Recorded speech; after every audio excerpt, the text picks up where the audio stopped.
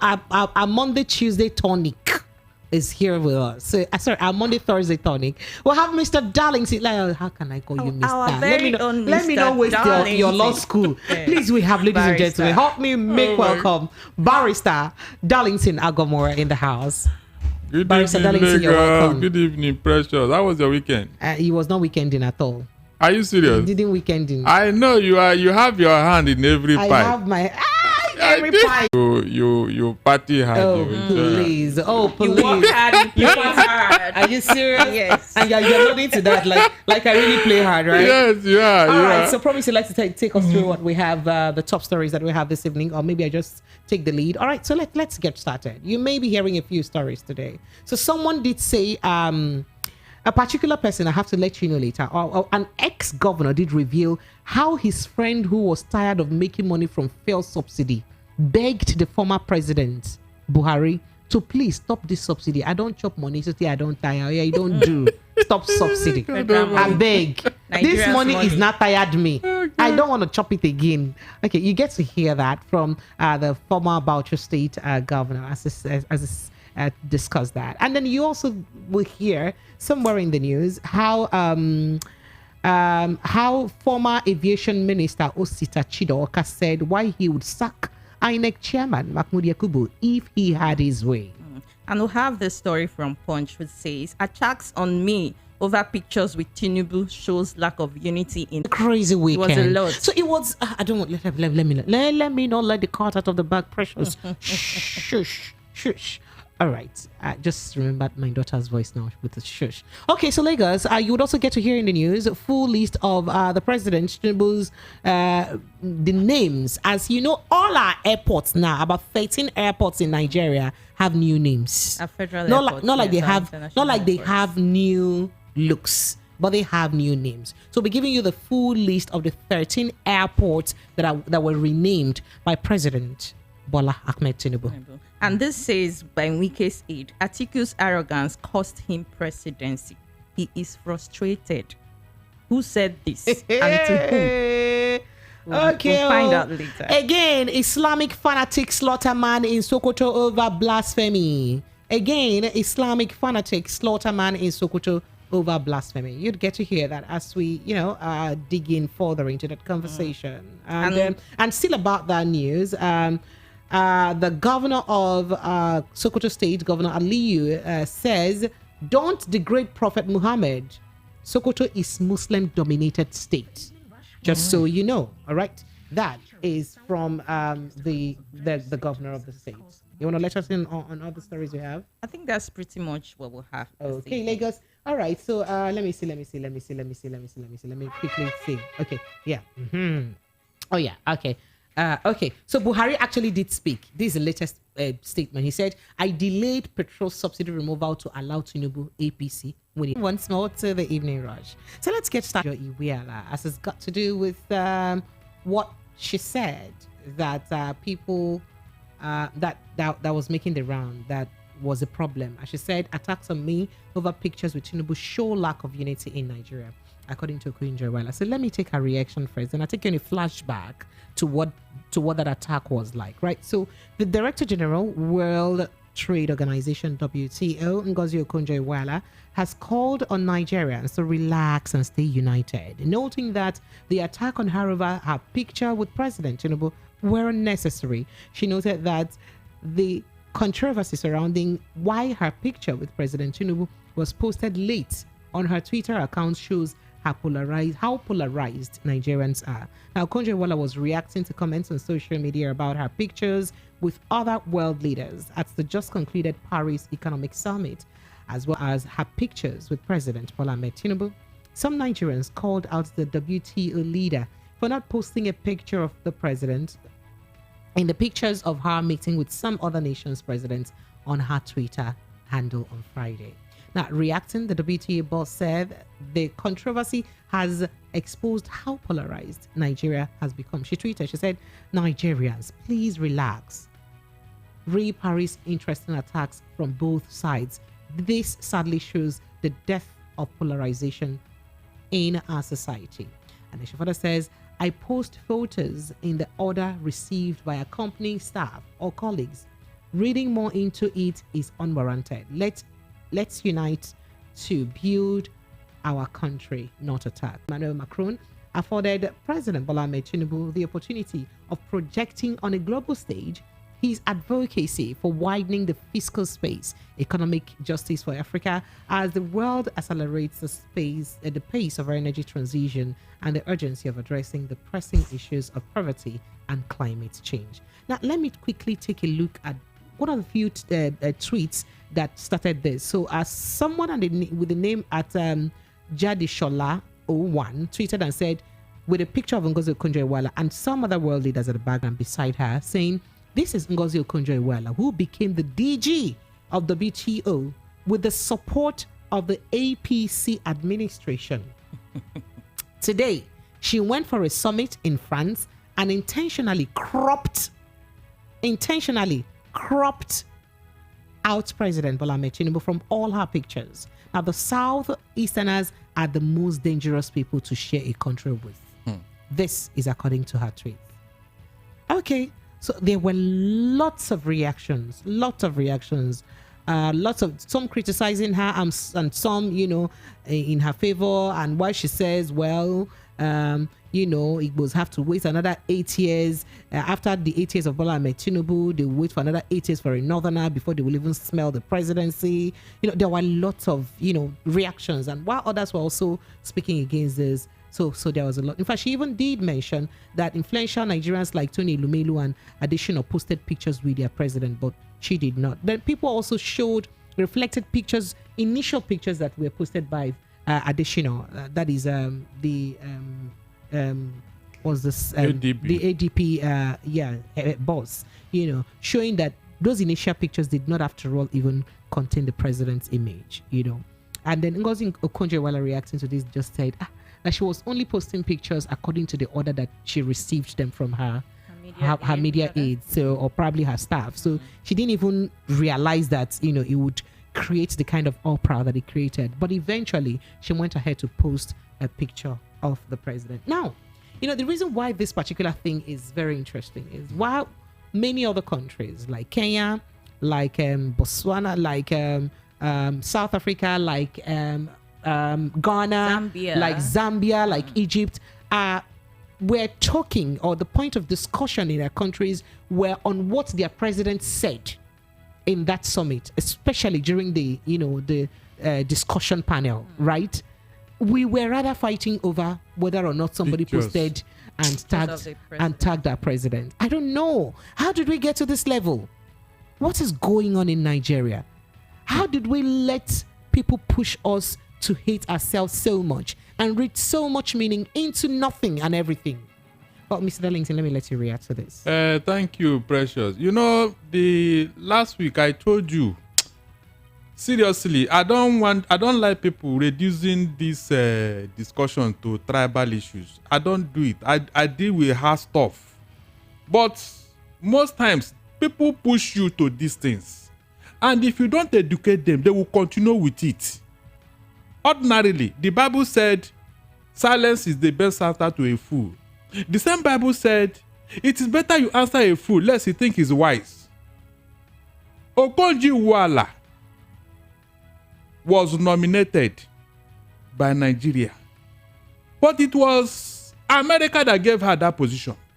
But she was nominated by Nigeria. Nigerians. The APC government was in government. Good. So that was hold on. I'm coming. Hold on. Let me say this, please.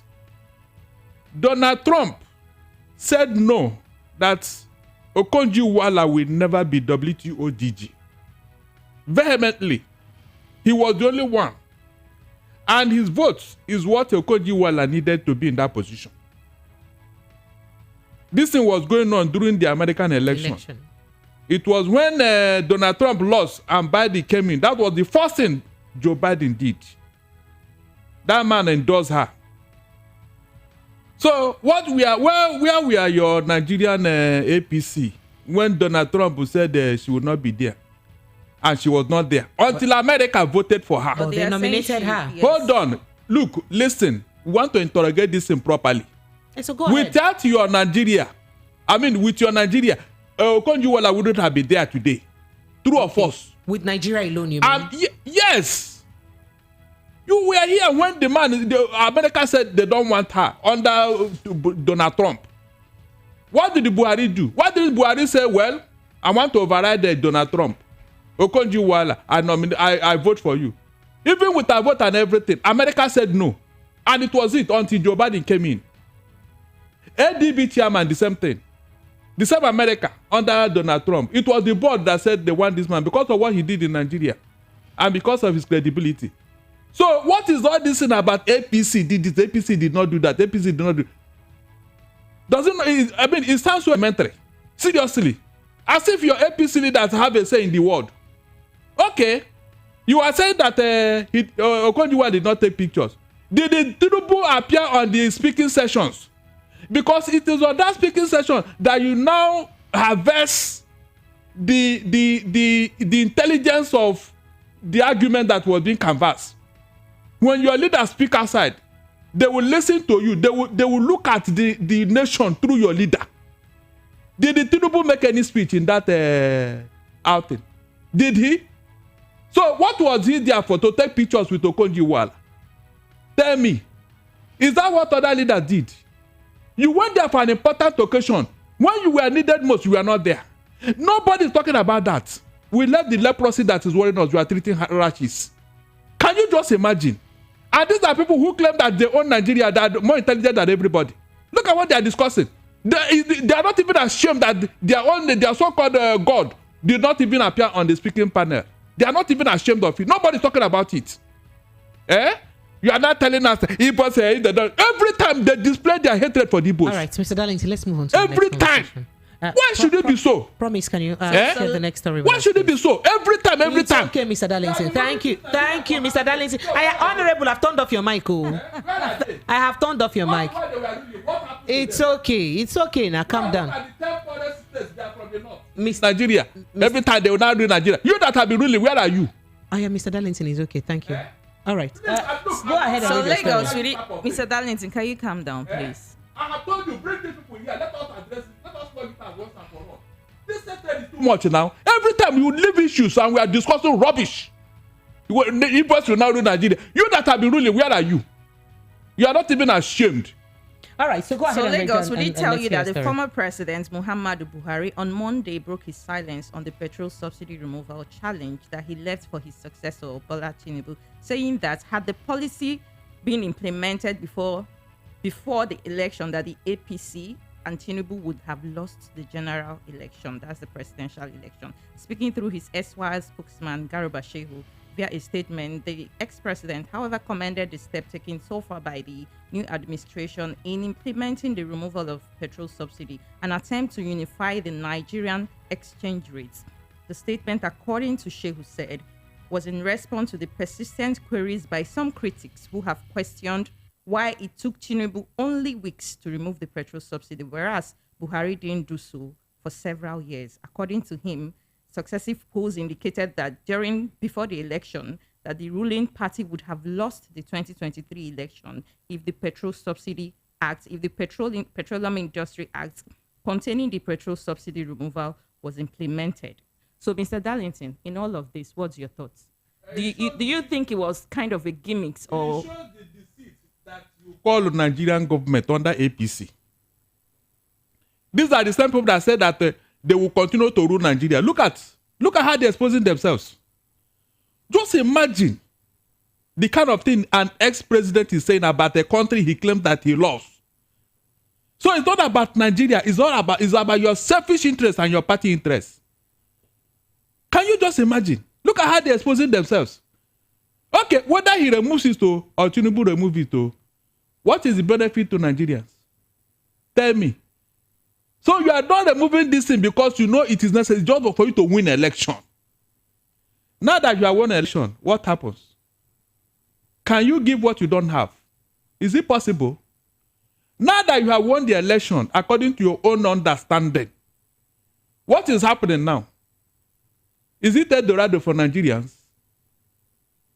You can imagine when leaders talk like this, you now see what is inside them. You ruled this country for 8 years. You did not find it expedient to remove subsidy. You said you waited, you delayed, so that you will not be Mr. Clean, Mr. Good. Now that eventually it was removed by your party, what are the benefits to Nigerians? Nobody have told me. So you'd also recall that Mr. Garbache was saying that the massive electricity subsidy, the fraudulent fertilizer subsidy, Hajj through Christian Pilgrim subsidies, all of them, that these were carefully, including kerosene, cooking gas subsidy, AGO subsidies and all that, were carefully removed by the president of the administration of Buhari without noise, and a lot of people did not feel the impact when those things were removed. Mm-hmm. Because they have beaten you to a stupor. There's a way you will strangulate somebody. He will become, in fact, there's a way you will hit somebody as an oppressor. He will beat you into a system or into a level of Stockholm syndrome. You now see your oppressor. Most of these things were gulping a lot of money from the federal government. Hold on, I'm coming. Bro, let me answer Garba Shehu. That Nigeria did not talk. Is it because they didn't know what was going on? It's because they have been dehumanized. When you have rendered somebody reckless, you are already powerless. They now see the oppressors as their messiah. And when a man have got into Stockholm syndrome, he needs help. That's where we are now. You see those people oppressing you. You know what they are doing to you, but you cannot say a word. You are helpless. That is the position they have kept Nigerians now. So when they say something, the other Abiola son was saying that if whatever has happened, people are going to the street. He didn't know that Nigerians have been rendered helpless. So going to the street and fighting, nobody has the stamina. Why do you think they want you to remain poor? So speaking about this, I would really even want us to look at what the former governor of Bauchi State said about this same fuel subsidy. How a friend of his who has been enjoying the subsidy had to practically beg the president to please remove the subsidy, that we're tired of. We've eaten so much money that we're tired of eating this money. So, President, can you now remove the subsidy? So, listen to ex-governor Issa Yuguda talk about this. Take a listen. They said this at the Channel Television Rise Sunrise interview this morning. Should have gone way back in 2012, 2013. Should have gone. Any person that is shouting subsidies are going to affect that, this is a selfish person. A person who is connected to the scammers that are in this country. What you've said is very shocking to a lot of Nigerians. Much as you say you are sad to tell, but yes, it's important that Nigerians know. And that means that all this while, the previous government and previous governments have been lying to Nigerians about this subsidy matter. I think so. They didn't have the political will to take the decisions to remove it. All this, they say, IMF is pushing us, IMF is that, World Bank is that is not the issue. In fact, I have one of my friends who is in the oil industry. We traveled to China with him, one of the presidents of Nigeria. The subsidy regime, like I said, should have gone way back in 2012, 2013. Should have gone. Any person that is shouting subsidy, he told me, my brother, because we were discussing the subsidy issue, say, I'm a member of the economic team of Mr. President. Mm-hmm. And when I went for a meeting, I told him, Mr. President, I called him by the side. I said, Mr. President, please remove this subsidy. He said, we are tired of making money. What? Yes, I'm telling you to God Almighty. He said, we are tired of making money, Mr. President. Remove this subsidy. Because he is a patriot and he's seen the scams that are going on there. Goodness. And he told me, he's alive today. Oh. Won't your friend then say that they were tired of making money, understanding the scam? So did they tell you, why didn't the president go ahead and remove it? Because if he had that first-hand information, he should have acted, the former president. I'm sorry, my brother. The president may not have done it because of the entrenched interest. He told me, my brother, because we were discussing the subsidy issue, could even be at the risk of his life. But at least the president of Nigeria is adequately protected. If I were him, I would have taken the decision. So let hell fall, because the poor man out there is suffering hunger. Yeah, and we are busy feeding on them in collaboration with foreigners. The people that are ruling Nigeria. So Lagos, you heard that. That was actually the former governor of Bauchi State, Issa Yuguda, talking, speaking there, saying that his friend, who is a beneficiary of the subsidy, perhaps one of the marketers who, are involved in this whole subsidy thingy, said he went to meet the former president, Buhari, once upon a time, and did tell him, President, please remove the subsidy. We have made money and we're tired of making money from subsidy. Please. We beg you, we're tired of money. That is it choke us. Money choke us. Please remove this subsidy. Oh my goodness. And then I did like that question that the journalist did ask, that if he had this first-hand information from the benefactors, why did he not go ahead? But I guess it was a political will that wasn't there for that to happen. All right. Precious. Sir? Imagine if this thing happened under the watch of an Igbo man. No, be sincere to yourself. Those who said that Igbos can never rule. Look at what they have done to Nigeria. Is that not a shame? Look at what people have done to Nigeria. Since they have been ruling, where is Nigeria? At least let us see that progress. Look at what these people have done to Nigeria, and they are still making mouth, talking, as if all of us are fools. Just imagine what is coming out from their mouth. Look at this.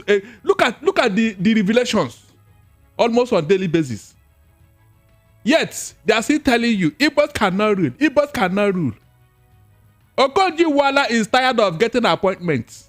So whether or not she's still up there.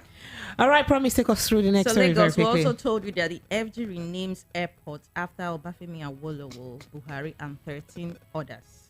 The Tinubu-led federal government has directed the Federal Airport Authority of Nigeria to rename some federal airports after some notable Nigerians. This was contained in a memo directed to all heads of operation of FAN and titled Naming of Federal Airports in Favor of Some Prominent Nigerians by the Federal Ministry of Aviation, dated June 1st, 2023. The memo, signed by the Director of Airports Operations, Mrs. Joke Olatunji, was made available to The Punch. This is according to The Punch on Monday, and it reads, I am directed to refer to memo with reference number, blah, blah, blah, blah, and all of that. And from the list, the Port Harcourt International Airport was renamed after late Sage Obafemi Jeremiah Awolowo. And the Maiduguri International Airport was renamed after the immediate past president, Muhammadu Buhari. And the Nasarawa Airport was immortalized by Sheikh Usman Danfodio, and Ilorin Airport was named after General Tunde Idiagbon. And also the Benin Airport was renamed after the late Oba of Benin, Oba Akenzua II. Ebonyi Airport was renamed after late Senate President Chuba Okadibo, and the Ibadan Airport was renamed after the Premier of the Old Western Region, Ladoke Akintola. Okay, they had like 50, this is about 13 lists, and all. So I think it's about 15 in all. So the thing, my concern or my question, Mr. Darlington, is in all of this, the airports was renamed after people who are from the same region, apart from Port Harcourt International Airport. So does it mean that there was no personal, no important personality from Rivers State remember to this be airport renamed after the airport? So we have Adakaboro, we have Ken Saro-Wiwa at least. We have a couple of others, like yes, Delta Spiff was the first governor of Rivers State. So why was he named after someone who was not from the region? But Delta Spiff, in fairness, there is an airport here, Osubi Airport. I don't know where that is. Where is Osubi Airport again? It was renamed. It was named after Alfred Delta Spiff. And Kaduna was renamed after Usman. Let me find out where Usman. That is. So it was renamed after Osubi Airport. Listen, we are not talking of where the airport is named. You know, these airports are graded. Exactly. In the hierarchy of Osubi Airport is Warri Airport. So that was named after Delta Spiff. Now, what I'm asking is this. These airports you renamed after some people. For what purpose? What did you do that? Is that the issue, or to give the airports a facelift? Giving them new names does not make them get to that international standards where you can be rating them with the Heathrow Airport, Frankfurt Airport, and all that. I think so far, Tinubu have not gotten his priorities right. I was expecting them to ask, what's his name, Asari Dokubo, whether they should name Patokat Airport after him, since he has now become part of them. I expect him. These are one of the things I was telling him the other day. He should be very careful. No matter what you do, I have told you, no matter what you do to a concubine's son, he will never call you his father when he grow up. Never. Yes. Mr. Darlington. What is there? You didn't hear me? I said no matter how generous you are to your concubine son. There are concubine sons that even beg their stepfathers and take No. Then that means that son is not his father.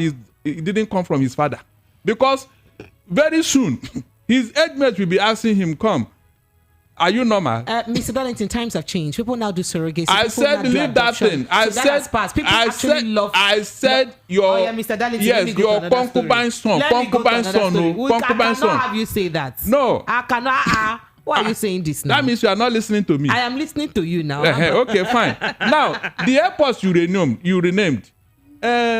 Pressure. The last time I checked, it is always leaders who have performed outstandingly. So have these leaders not performed outstandingly? Good. Let us interrogate that of Buhari. He just left office, and people were celebrating his exit. People held parties to have survived his 8-year regime in Nigeria, akin to what happened when Abacha died. And this is the person you are celebrating, because he said he delayed the subsidy removal so that you can win election. Then the currency crunch that he deliberately withheld, and you claim that it was done because of you. What happened to it? You see people speaking from both sides of their mouth. So why did you rename it after him? Psychophancy. In a climb where people want to move forward. Let's go to other stories. We should be talking of something else. Is he saying it so that he will not touch what Buhari did in office? Or is doing all this to cover Buhari? Are you telling me that Buhari was a saint in office? Precious. No, tell me, all these unnecessary celebrations, what is it for? For a man who plunged this country where we are today. Maybe one day they will name him after my village. All right, so let's take a quick look at the response of Wike's aide to what's happening in the PDP, as we hear on the Kunkum that the PDP may have to sanction Wike or the entire G5 governors because of their romance with the president. So Marshal Obuzo is the former media aide to Nyesom Wike and immediate past governor of Rivers State. He's in a statement on Sunday, Obuzo said Atiku wasted his chances of becoming president of Nigeria due to his political arrogance. Now, Atiku was the presidential candidate of the People's Democratic Party, you'd recall, in the last election. Wike had earlier organized a Thanksgiving service for escaping death by poisoning twice during his spell as governor. However, Frank Shaibu, Atiku's media aide, had said Wike should be organizing confessions rather than Thanksgiving services. So Shaibu said Wike's confessions will not be accepted unless he repents for badly governing Rivers State.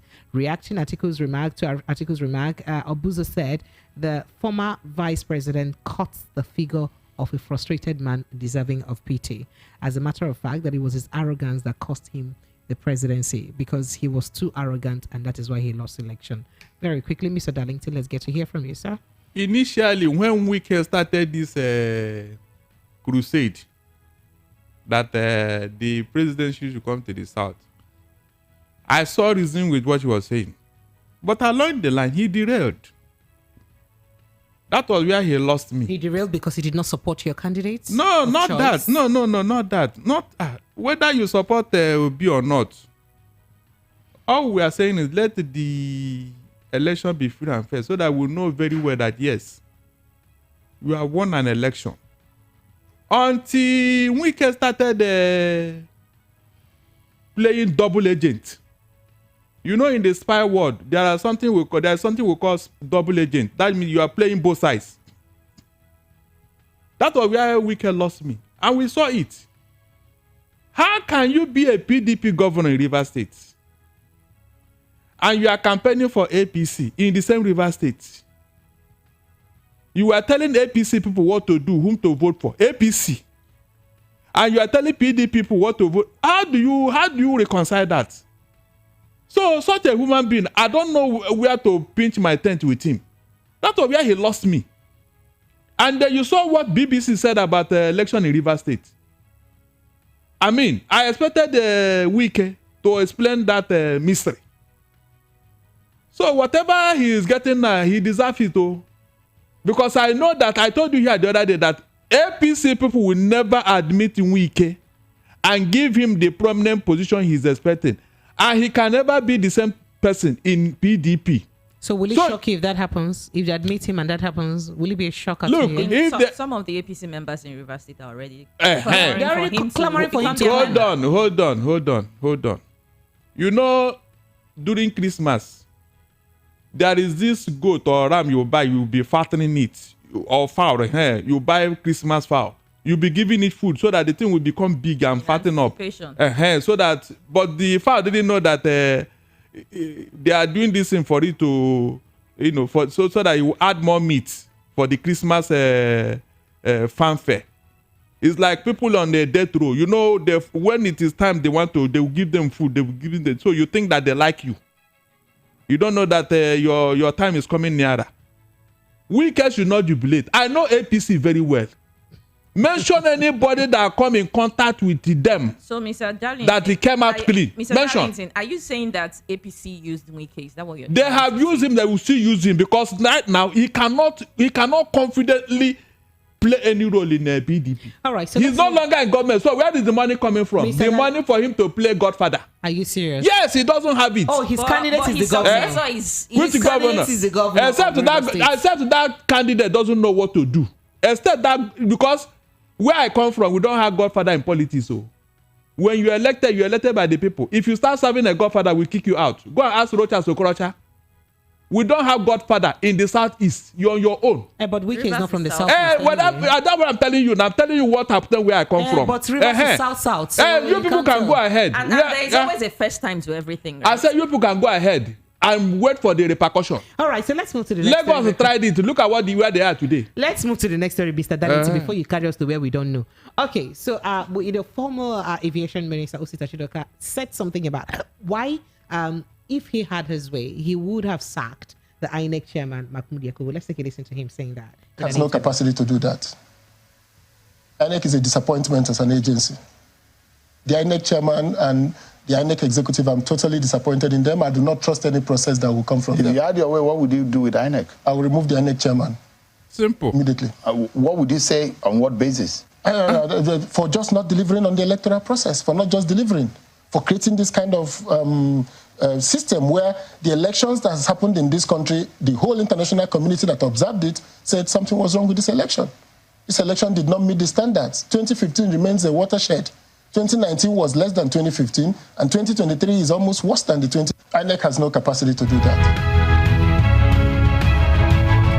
So this was in an interview with our channel television's Shewo. All right. Yes. So very quickly, you'd like to react to that. You see, Precious, sir?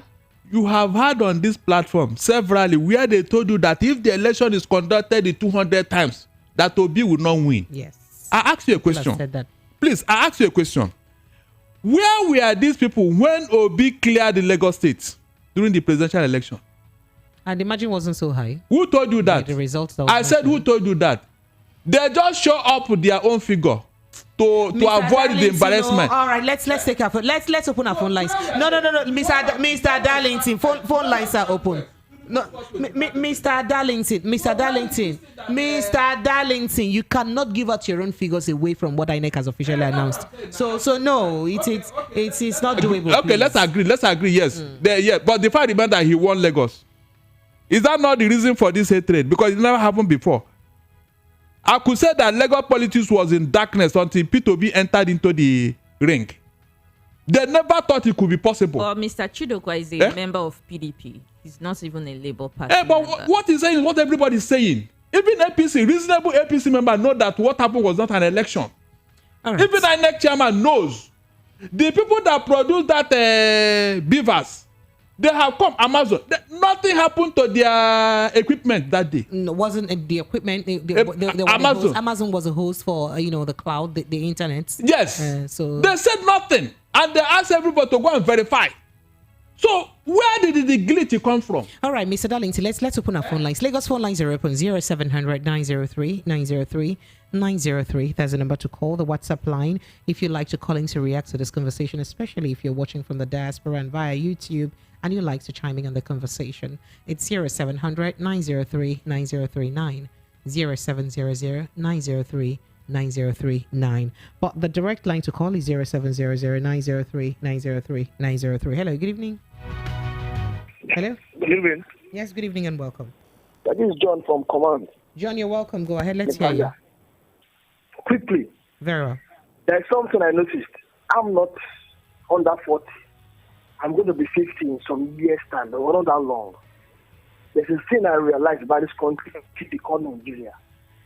The Western world has always been determined to our presidency. The Western what? Yes. The West what? I didn't get that. I didn't get what you said. I mean the Western world. I mean the Europeans and the Americans. Okay. They always have this interest. Adela would have been one of the best presidents in Nigeria, but they never wanted him to be, and that's the fact. They want Tinubu to be the head of this country. That was why, no matter what, both the divas and everything, he is the president. Then there's this thing. When I see that in my home, I cry. I am at the stage. How would it have been? I didn't be Biafra coming to existence. I'm telling you, it would have been one of the best countries in Africa. Are you saying that? Are you saying that the Southeasterners avoid their own political issues too within the Southeast? They also have their own issues. It was kill that Biafra because they knew that if that country spring up, it will be one of the best. All right, I appreciate you. Thank you. During the war, they are producing ammunition and oil. Thank you so much. I appreciate you. Oil and ammunition. But I had to let you go now because you are actually. Listen to me. I am a Yoruba. I am a Yoruba confirmed, but we all know that Biafra was the country that never was. It would have been the best in the world. Thank you. Oh wow. No, Mr. Darlington, don't support. Don't support too. Let's move to our conversation. Mr. Darlington, don't buttress in now, please. I've started. Your callers will ask you questions now. They will ask me and I will answer them. Let me do my job. So you're indirectly throwing her under a bus. Don't mind him. It's okay. I can face the callers. With my full chest, I can handle the callers. It's not even a problem at all. So let's just take our calls, please. Okay. Hello, good evening to you. Oh dear, I lost that call. 0700 903 903 903. Or calling on WhatsApp is 0700 903 9039. So I have lots of reactions on YouTube. Let me see if I can visit them very quickly. B2B says, I can't take that. Madabuchi Celestine says, how him to speak the, you mean allow him to speak the truth? All the time Igbo is seen to be their problem, yet they cannot achieve half of what they have achieved. Tony Chikudu says, good evening, beautiful, precious, promise, and great Mr. Darlington. Good topic as usual. And the APC government thinks that all Nigerians are fools. And he said, if they want to rule Nigeria, let them continue. Okay, all right. The Igbos are not interested in the ruling. Sahid Oladoje says, ladies, keep it up with the good work that you're doing. You're doing kudos. Thank you so much, Chikudi. Tony Chikudi then says, promise, have you given Precious the same type of food that she used to have some time while presenting some topics? She does not eat that kind of food in her morning show when I watch her. What kind of food is that? Promise, voice very calm. They say your voice is very calm. I'm the danger. I'm not much of a talker. My voice is the danger. Precious. Are you serious? Precious is the chatterbox. I am the danger. Yes. You are the thunderstorm. I am the Inda host All right. So Chikundu says, hello, P2P and Mazi Darlington. Nigeria is an unresolved matter. We're just wasting time. All right. She said a lot there. Nobleman says, I hate watching this woman program. They're the one that puts us where we are. From inside where we are. Brown envelope everywhere. Are you serious? Mr. Darlington is very happy about this. Nice one. Vincent, you see, I have to read your messages even when you give me buzzwords, right? I want you, but I didn't hear. OC Tech Global says, I always enjoy the type of personality this radio station brings to their station. People of knowledge and experience. Vincent Shima says, if we are in a sane country, INEC chairman who would have been in prison by now. B2B says, I like Mr. Darlington. Good man. Mr. Darlington, evening, sir. This is coming from China Gorom Destiny. All right, let me go back to my phone lines, eh? Before your people will chop me raw. All right, hello, good evening to you. Hello? Hello, are you there? Hello? Hi, good evening. Yeah, hello. Yes, please. Good evening. Yeah, it's Tony Chugwode. Tony, you're welcome. Go ahead. Let's hear you. Tony, you're welcome. Yeah. So, yeah, what did you eat again today? You don't want Mr. Darlington to talk. I wonder she did not listen. So, Mr. Tony, you know why will you beat a child? Why will you beat a child and not let that child to cry? I wonder. Tony, would you like to speak to the conversations that we have? Would you like to speak to the APC, Madam Bia. She's the APC. I told her. Yeah, you asked him the same question and Mr. Darlington is answering it and you are stopping him. Mr. Darlington, that will go and answer the one that puts me in trouble. Go ahead and put your mouth in the conversation, Jare Tony Chukudi. Because oh my God. What do you want to react to? Go Tony, ahead. Speak on, Jare.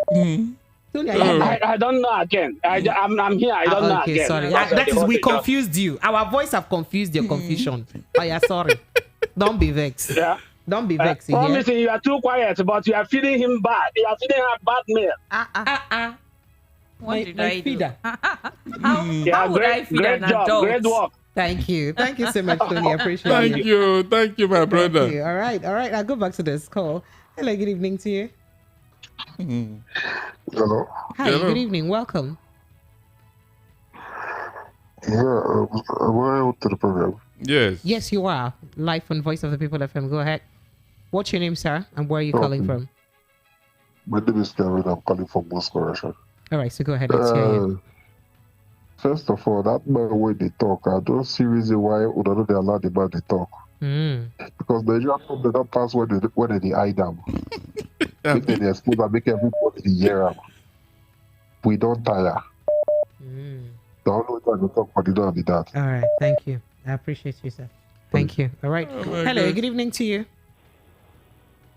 Hello, good evening. Yes, good evening and welcome. Thank you for joining us. What's your name, sir? Tony. Tony, where are you calling from? My name is Iweala, calling from Bucknell. Emmanuel. Okay, Emmanuel, go ahead. Yeah, I want to speak to Promise. Sir, Promise. I can hear you. Right. So far, this program is involved. Precious is your product. Yes. So when she told you the wrong path, you are ought to correct her. I'll have to reprimand her later. You understand? We'll do that behind the camera and behind the mic. Why is she shutting Mr. Darlington up? Why? Now, wow. I don't support that too. So is this what you're reacting to? All right, thank you. I thought you wanted to react to the conversations that we have. Everybody's literally on you. No, that's what Mr. Darlington was doing. You know, he deliberately set me up to his people. This is what he deliberately All right, so go ahead. You like to speak to any of our topics? Oh, good. So go ahead. The way you are defending your Wike, the fact is that Wike can never be relevant when it comes to Nigerian politics because we are starting to use it. That's the truth. His reputation, he uses his arm to tarnish his reputation. Exactly. You understand? Wike can never be relevant when it comes to Nigerian politics as of today and tomorrow. All right, thank you. Yeah. Thank you so much. Appreciate you. All right, hello, good evening to you. Hello, good evening. Yes, a very good evening to you. Welcome. Yes, this is Prince Akwachi from California. Prince, you're welcome. Go ahead. Yes, I just wanted to tell Mr. Darlington that we love what he does. You know, we love his contributions. We love the fact that he's very much objective, and despite the fact that the the beautiful ladies are not allowing him to speak, you know, we are on his side, and we 100% support him. Okay. Okay. All right. Thank you. Is that all? Yes. Would you like to react to any of the All right. conversations? Which of the conversations are we talking about? So you did not even hear the conversation. So you were just listening to you were only concerned you were about just concerned about Mr. Darlington. Wow. No, which take it easy. Take it easy. Take it easy on you now. So you don't even know what we're Is it a gang up now? But somehow you know we are not allowing Mr. Darlington to talk. At the end of the day, I just, tuned in and kind of like noticed that he was not being allowed to speak. Mm-hmm. You know, that's the fact. But then, if you ask me, I hope it's not politics, because Nigerian politics sucks. You know, it really sucks so bad. I don't really want to say anything until the courts will pronounce their judgments. Exactly. You know. Exactly. Yeah. I appreciate. Yes. I appreciate hearing It's okay. you. Thank you. That's fair enough. Thank you very much. Welcome. All right. All right. Yeah. Then. Thanks Keep a lot. listening, though. Keep listening so that you hear what we've been talking about. There are quite a lot of stuff we've been talking about. Sure, I would. All right. Thank you. All right. Hello. Good evening to you. Welcome. Good evening. Yes. Pretty precious. This is not Darlington's voice. Take it from Mr. Darlington. This is not my Darlington's even voice. in my presence. Darlington is here in flesh and blood. You cannot call me pretty precious. Yeah, calling from the road presently. From the road. From the road. This is Chikoze calling from roaming. Like he's roaming. You're roaming. You're roaming. Yes, Chikoze, you're welcome. Precious. It is me in flesh and blood. I'm here. I hope you are hearing me. I'm hearing you very well, loud and clear. Okay. And my sister. Hey, good evening, sir. You're welcome. Promise. My sister, my brother, I can hear greet you. Thank you. You're welcome. Mr. Darlington. Yeah, my brother. You are original. Yes. The rest of us are imitation. Any other one will be called a fake. Exactly. So we are Bani. Yes. We are made in our body. No. You know what? Yes. I'm taking both of you to Anambra State. No, don't ask me any other thing. Okay, better. Let's go to... Better. I will support you. Now, let's go to what we have the topic. Okay. Concerning the former governor that was saying they are tired of eating money. Yes, yes, that is the dance of shame that will always be coming out in a country where the people who are called leaders, why they are dealers, they are only dealing on the people whom they are asked to oversee and to ensure that they have good life in the country and state they are. Those are the things that will be coming out from them because they don't have anything to give to the people. Honestly, Sorry, and again, the man that called that time, that said he's a Yoruba man, I will give that man an appointment in my country. Oh. As what? Us in his country. Leave him. You want to come and scatter table finish? Come and be going. Come and be going. Bye. Oh my God. Oh my God. You people will not finish in this station like this. Like this that I am like this. People will not want me. It's not me that people will put in trouble. All right, let me go back to my phone lines. Hello, good evening to you. Hello. I already lost that call. Hello, good evening. Hello, please help me turn off the volume of your radio set. Hello? Professor, good evening. Yes, sir. Good evening. Mr. Darlington, good evening. Good evening, my brother. Yes, sir. So, you see, this Nigeria, where you see, is the problem that is inside this Nigeria is not an easy thing. It's man-made, though. They see Igbo man as Jesus Christ to be crucified for the second time. So they can do whatever they can do.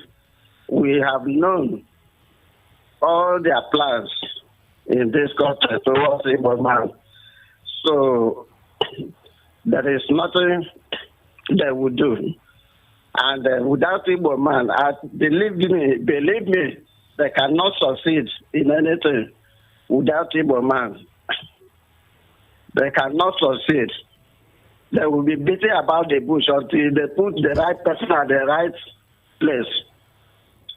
Thank you very much. Thank you. Appreciate it. All right, let me quickly jump to my WhatsApp messages because I have loads of messages. Good evening, Precious. I listened to the President's Ruto of Kenya and I weep for my country. All right. Okay. He said President Ruto of Kenya in the just concluded summit at France, and I wait for my country. I waited to see when our president will make his address, but your guess is as good as mine. Sam from Ogudu sent in that message. Intelligent contribution. And I was amazed at Ruto, and I like the fact that there was something Ruto said. He said that that Africans have not come here to beg for money. You understand, or to beg for loan, as it were, but they have rather come to seek for ways that they can be part of the solution. And that was, quite thrilling for me because I don't know why it feels a bit awkward or irks to hear or see African leaders always appear very beggarly to the international community. Right? So I like the fact that, and there was something you mentioned about the fact that we have the natural resources. Even though we know that we totally do not have control of our own natural resources that we have, the natural resources that it also, fits the entire world, as it were. But I like the fact that there was a reminder to that fact. And Macron had to look at him like, I like that. So I enjoyed, hearing some very, smart conversations there. But let me go to this. Even Moritala, do you know that it was Moritala that mobilized Africans against apartheid in South Africa?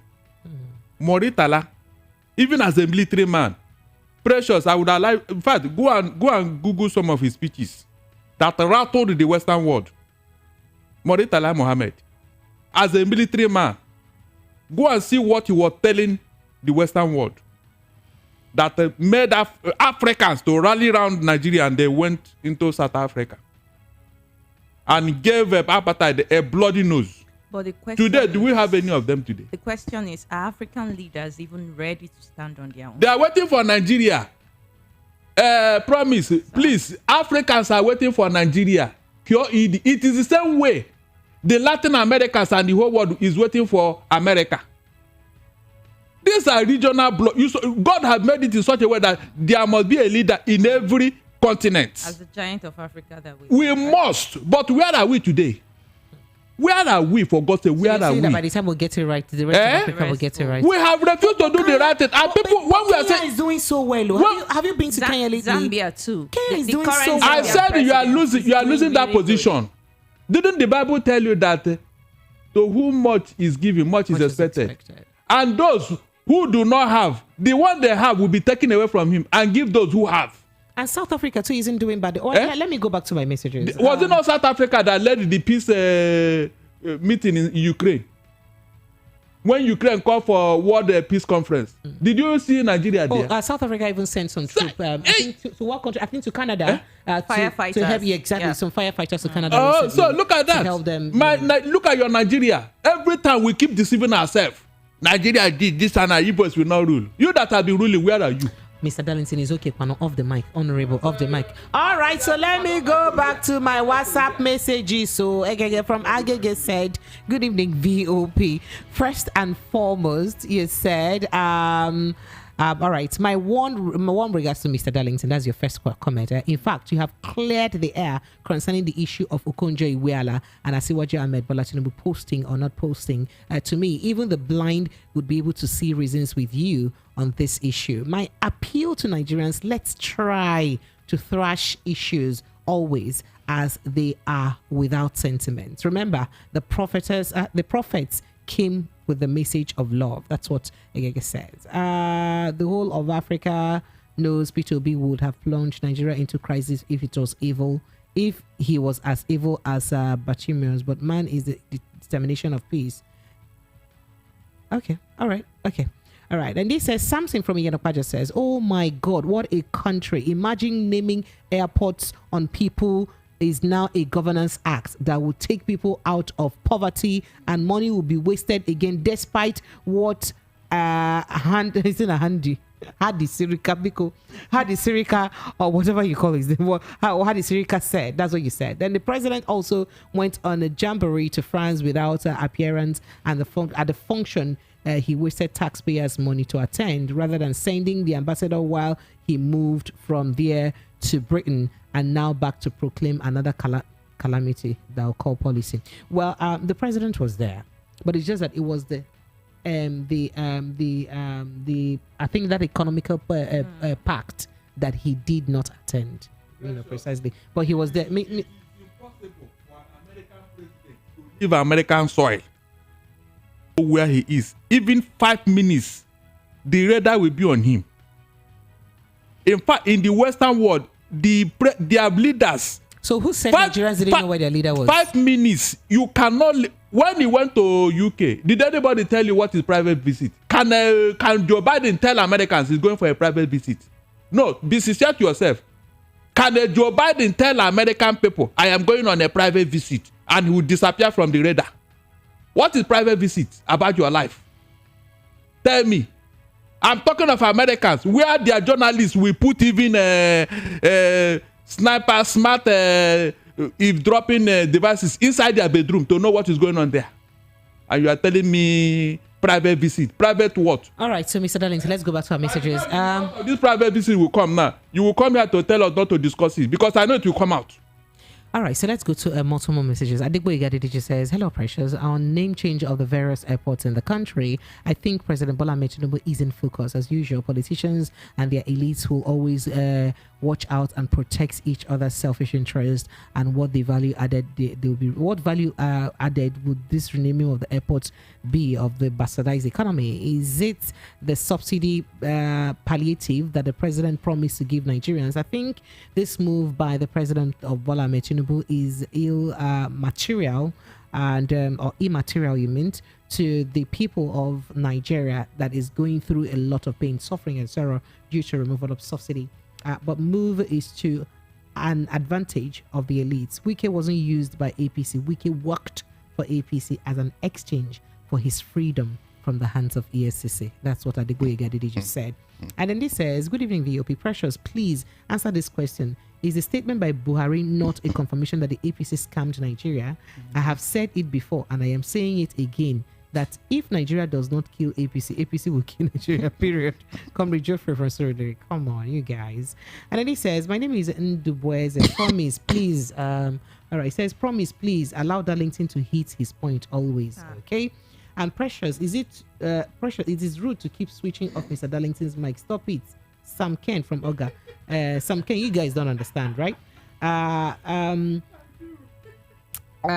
from Fagba says, evening, Precious. Greetings to Mr. Darlington, my man of the year. Please let Mr. Darlington talk for the sake of national peace.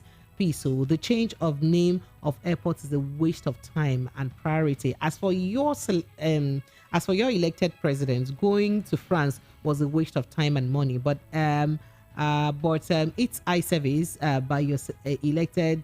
Don't be surprised if your president doesn't come to interview by journalists. He couldn't come for database, but use the INEC police conspiracy and win election. Well, you said a lot. Sorry. You mean debate or database? I don't even understand. Is Mr. Engineer Orji from Benin Republic? May God Almighty bless Mr. Darlington and you ladies in the studio. In fact, I love VOP, the only station that allow person to express in her feeling. But we need to allow Darlington finish. Darlington feelings is too much. So we don't used to allow him finish. We used to pause that feeling somehow. Good evening, Precious. Your guest, wonderful. I love this man. He's a good analyst. I learned a lot from him. Please always invite him to the studio, Alex Ramapapa. Alex, he joins us every Monday and Thursday, right? Don't mind him. In fact, we'll rename this evening rush Monday, Thursday to break the table, scatter table. Mr. Darlington will come and be scattering, shattering table. Shattering table with Mr. Darlington. Shattering table with Mr. Darlington, right? Leaving us from Egypt says, the reason Wike could misbehave and get away with it in Rivers State, oil money under his control then. It was Rivers State oil money under his control. Now that he is more in charge, that he's no more in charge and the election's over, he should be ready to dance the dance of the gods. To think the man he put there in Rivers will be his puppet, he will be like a sweet dream.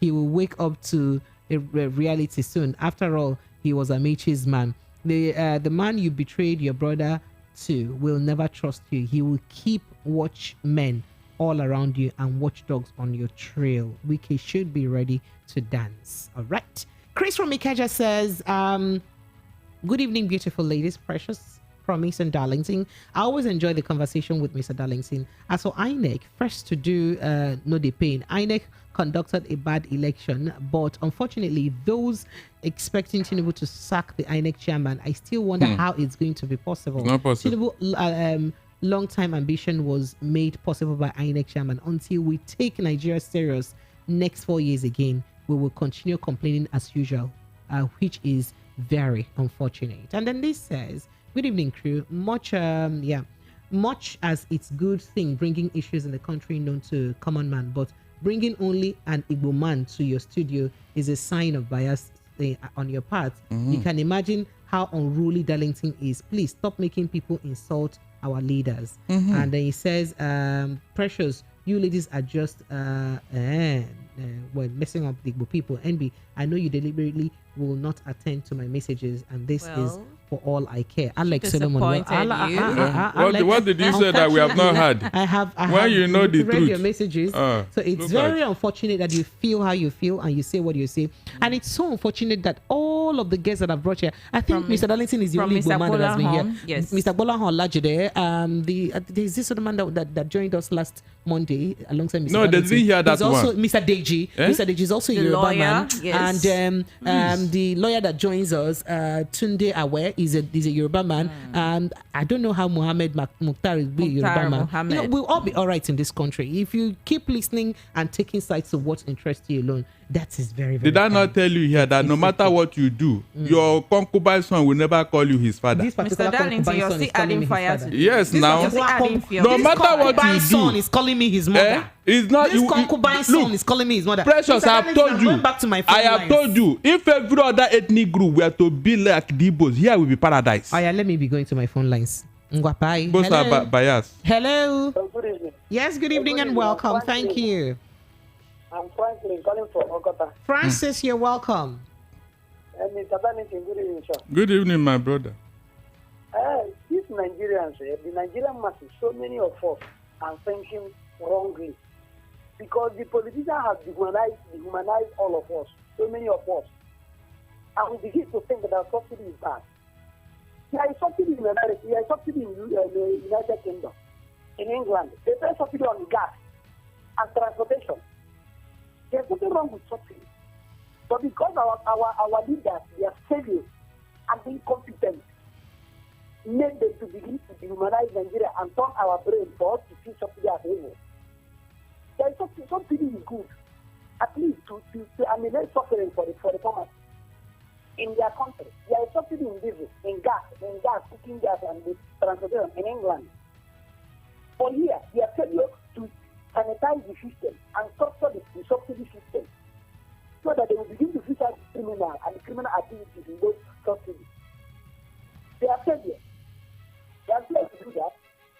Now they are not punishing the market. Nigerians are losing more money in oil theft, through oil theft, than the money they are paying on subsidy. We are losing trillions through oil theft. What has they done about it? Nothing. Because it's about the rich. Do something there if you affect the rich. But falling the thumb and through removing subsidy, there's nothing wrong with it. Thank you. Thank you so much. All right, thank you. All right. Hello, good evening to you. Hello. Hello. Yeah, hello. Yes, hello. You're welcome. Yeah, hello. Yes, please. Good evening and welcome. Sorry. Good evening. That's Tony Chukode again. Tony, so now I got the topic. Yeah. So you see the issue of subsidy. Precious. Sir? I don't know. I asked somebody yesterday to write an essay what they have ever since Nigeria. I mean, to write an essay, what will you say that you have profited as an individual, as a citizen from Nigeria? And it's not possible. Every country in the world, mainly in this Europe that we are trying to learn or behave like them, mainly UK and America, they subsidize so many things. And nobody, the other time I told you, if the UK or America or any place in this Western world remove the subsidy they give their farmers. Yes. They give to the supermarket. They will break into war because they can't afford it. And the only thing that we can get is this fuel subsidy. Do you know the reason why they are telling Nigeria to remove the subsidy? If I am coming every day to borrow money from you, for example, and then I have 3, 4, or 5 cars, what do you think that you will tell me if I'm owing you? Exactly. You will tell me, say one of the cars. That is what has been happening. They are telling Nigerians to remove the subsidy. The reason why they are telling World Bank, everybody is telling them to remove the subsidy, the only thing the common man is benefiting from this government is because Nigeria is owing and they need to pay their debts. That's the truth. That is a simple fact. And if they remove this subsidy and they keep on owing, maybe they will tell them to do another thing in order to pay their debts. We can't be going this way. That's why everybody wants production. Sometimes people think, oh, those in the Western, in diaspora, is talking the way we are talking. But that is the fact. The whole world, everything, medication, all of them, they have it. Now, coming to the president, coming to UK, I have never seen any prime minister going on a private something, because as long as that person is going, there is amount of security, there is amount of taxpayers' money that is going in there. You cannot tell me that Tinubu left Paris to London. There is no amount of money or service or anything. Those that are accompanying them, who pays for their wages and salaries? I think it's the taxpayers. So, and when you ask the taxpayers not to complain, not to say anything, oh, it's on a private, what is private? The president left those people in Paris and they went back to Nigeria, and he came here maybe with the Eurostar from Paris to London. Is that what you're telling me? I wonder. So these are part of the thing, and that's when Mr. Darlington is talking, they say, please, this thing is getting out of hand, and Nigerians are suffering. Even when we send the money from here back home, it doesn't serve anything. You can see the reason why those in the diaspora are complaining. It doesn't. If you have an investment that you are doing in Nigeria and you send the money from here there, that money worth nothing. All right. So just so we get it clear, I know that you probably didn't meet while we're talking about the subsidy, right? So the former president, Muhammadu Buhari, had mentioned that it wasn't because, people have been saying that he was lazy about removing the subsidy for over 8 years, that what he couldn't do in 8 years, the president of the administration of Bola Ahmed Tinubu did it in a day, right? So he's saying that it wasn't as if he was lazy or he was clumsy about removing subsidy, but that he deliberately left the fuel subsidy so that APC and Tinubu in turn will win the election.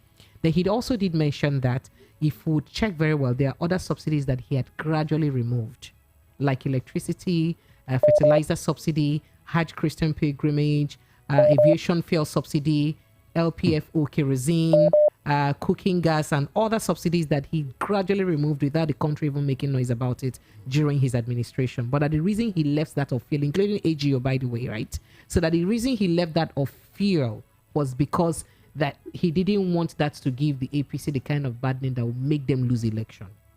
So that's actually the story. I know you didn't meet the conversation we're having. I hope it's clear. Okay. Now. Anyway, thank you. Yeah, it's clear. If I have to say something on that one, so the whole thing has to do with a kind of personal interest, which is their party, not the Nigerians, not the common masses, because many Nigerians use the petrol to power their generator, to drive their cars and motorbikes. The number of people using petrol and the number of people using diesel, you can't compare the two. It's on the people that are using diesel, the percentage are not much to compare the number of people using petrol to do one or two things. So when they remove the subsidy, nobody will know it.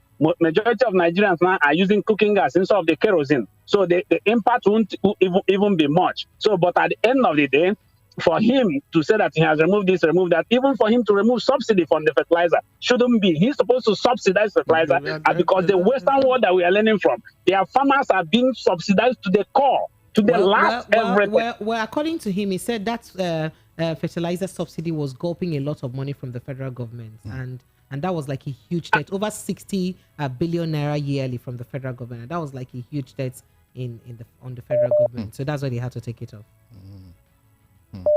But at the end of the day, there are still subsidies going on in the world, mainly in UK. The NHS is being subsidized. If you allow the people to do what, to come and treat themselves here, anyhow, the bill, you can't afford the bill. All right. Thank you, Mr. No British citizen can afford the bill. Even when you go to Switzerland, when you go to Austria, when you go to Germany, all their transportation is being subsidized. Majority of the things is being subsidized. Where is our own money going? I appreciate you, Mr. Chukudi. Thank you so much. Let me jump in on another call now. Thank you. See, all right, hello, this subsidy is a fraud on its own. Because I have told you, I can pay subsidy in Nigeria and no Precious. Who owns these tankers that are lifting fuel across the Mr. Darlington, we'll have someone on the line with If you stop them and say no gallon of fuel will cross our border, what will happen? All right. Hello, good evening to you. Precious. Yes, so who is that? This is John Legend. John. Hey, all of me loves all of you already. Wow. You're welcome. John Legend, where are you calling from? My brother. I'm calling from Mushi. John Legend, you're in Mushi. You're calling our Obodo Ibo line. Stop it now. Am I not in Obodo? You're not even in America, Seth, and you're calling me John Legend. I'm America in Nigeria now. Mushi, they say you're Mushi John Legend. Precious. Sir? Precious. Sir? Nigeria is the only country where someone you employ for work will be richer than you. And you won't talk. It happens in Nigeria.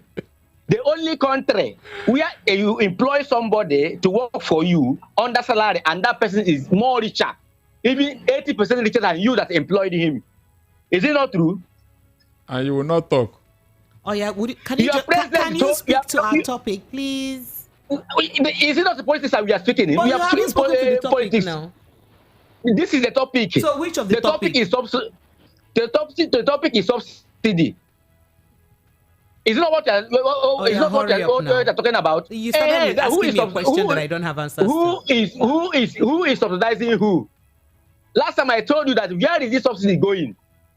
Is it going in Gari? Is it going in transport? Where is it going? I said the subsidy is a scam. Complete scam. I don't even know who is subsidizing who. Because you cannot tell me that we are doing so, we have removed subsidy. Everything I cannot see say from Oshodi to Mushi is 15 naira.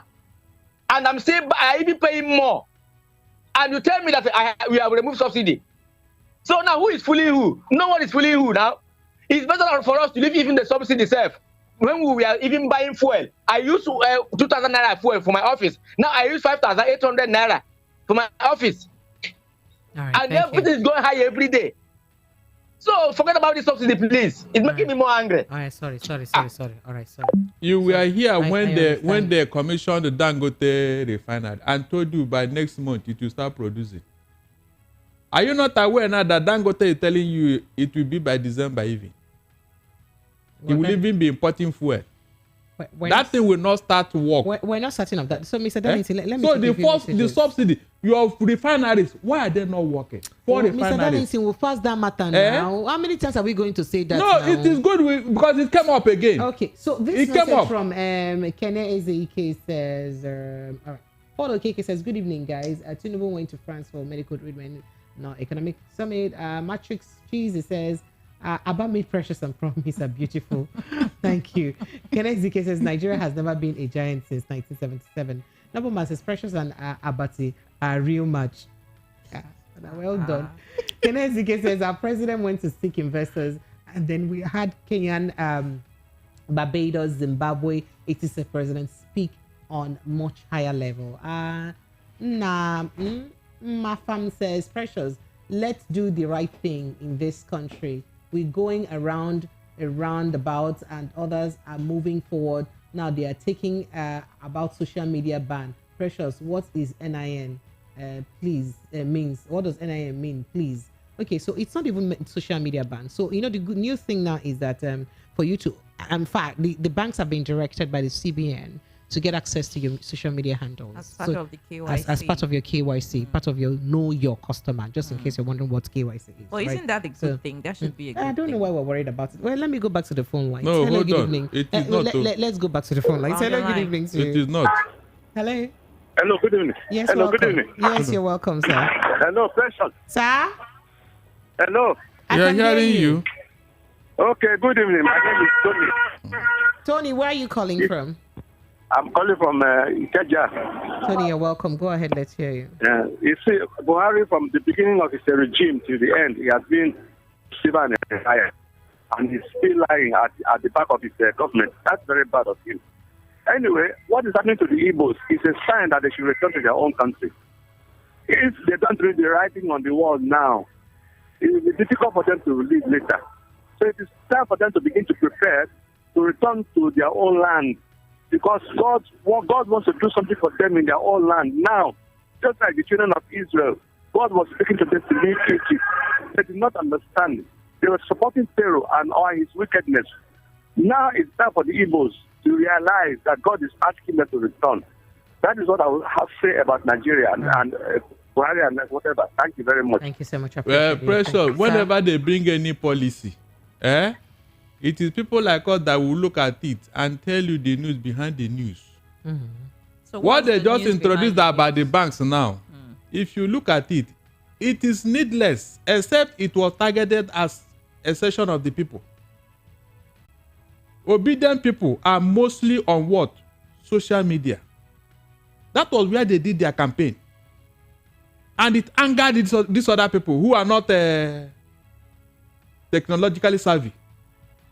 They never believe. Remember, initially they said, don't mind them. They are talking on social media. But Mr. Daniel, there has been once a Twitter ban in this country, but Nigerians were still using Twitter. They just, They just got a VPN.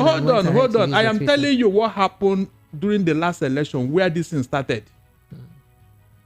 During that ban, was it not because Nnamdi Kanu and Buhari made the statement? So, Mr. That one is different. Have you looked at it from the angle of fighting internet fraud? No, it's not. It is not. I am telling you, it's not hate speech. It is not. All those things are not. News. They are not the reasons. Go on. If they allow this thing to succeed, thank God the setup is going to court. If they allow it to succeed, all they need is for you to say something that the government is doing wrong. Your account will start having glitches, and you will think that it was network. No. They will start using the account to oppress you. When you tell it's network. It's network.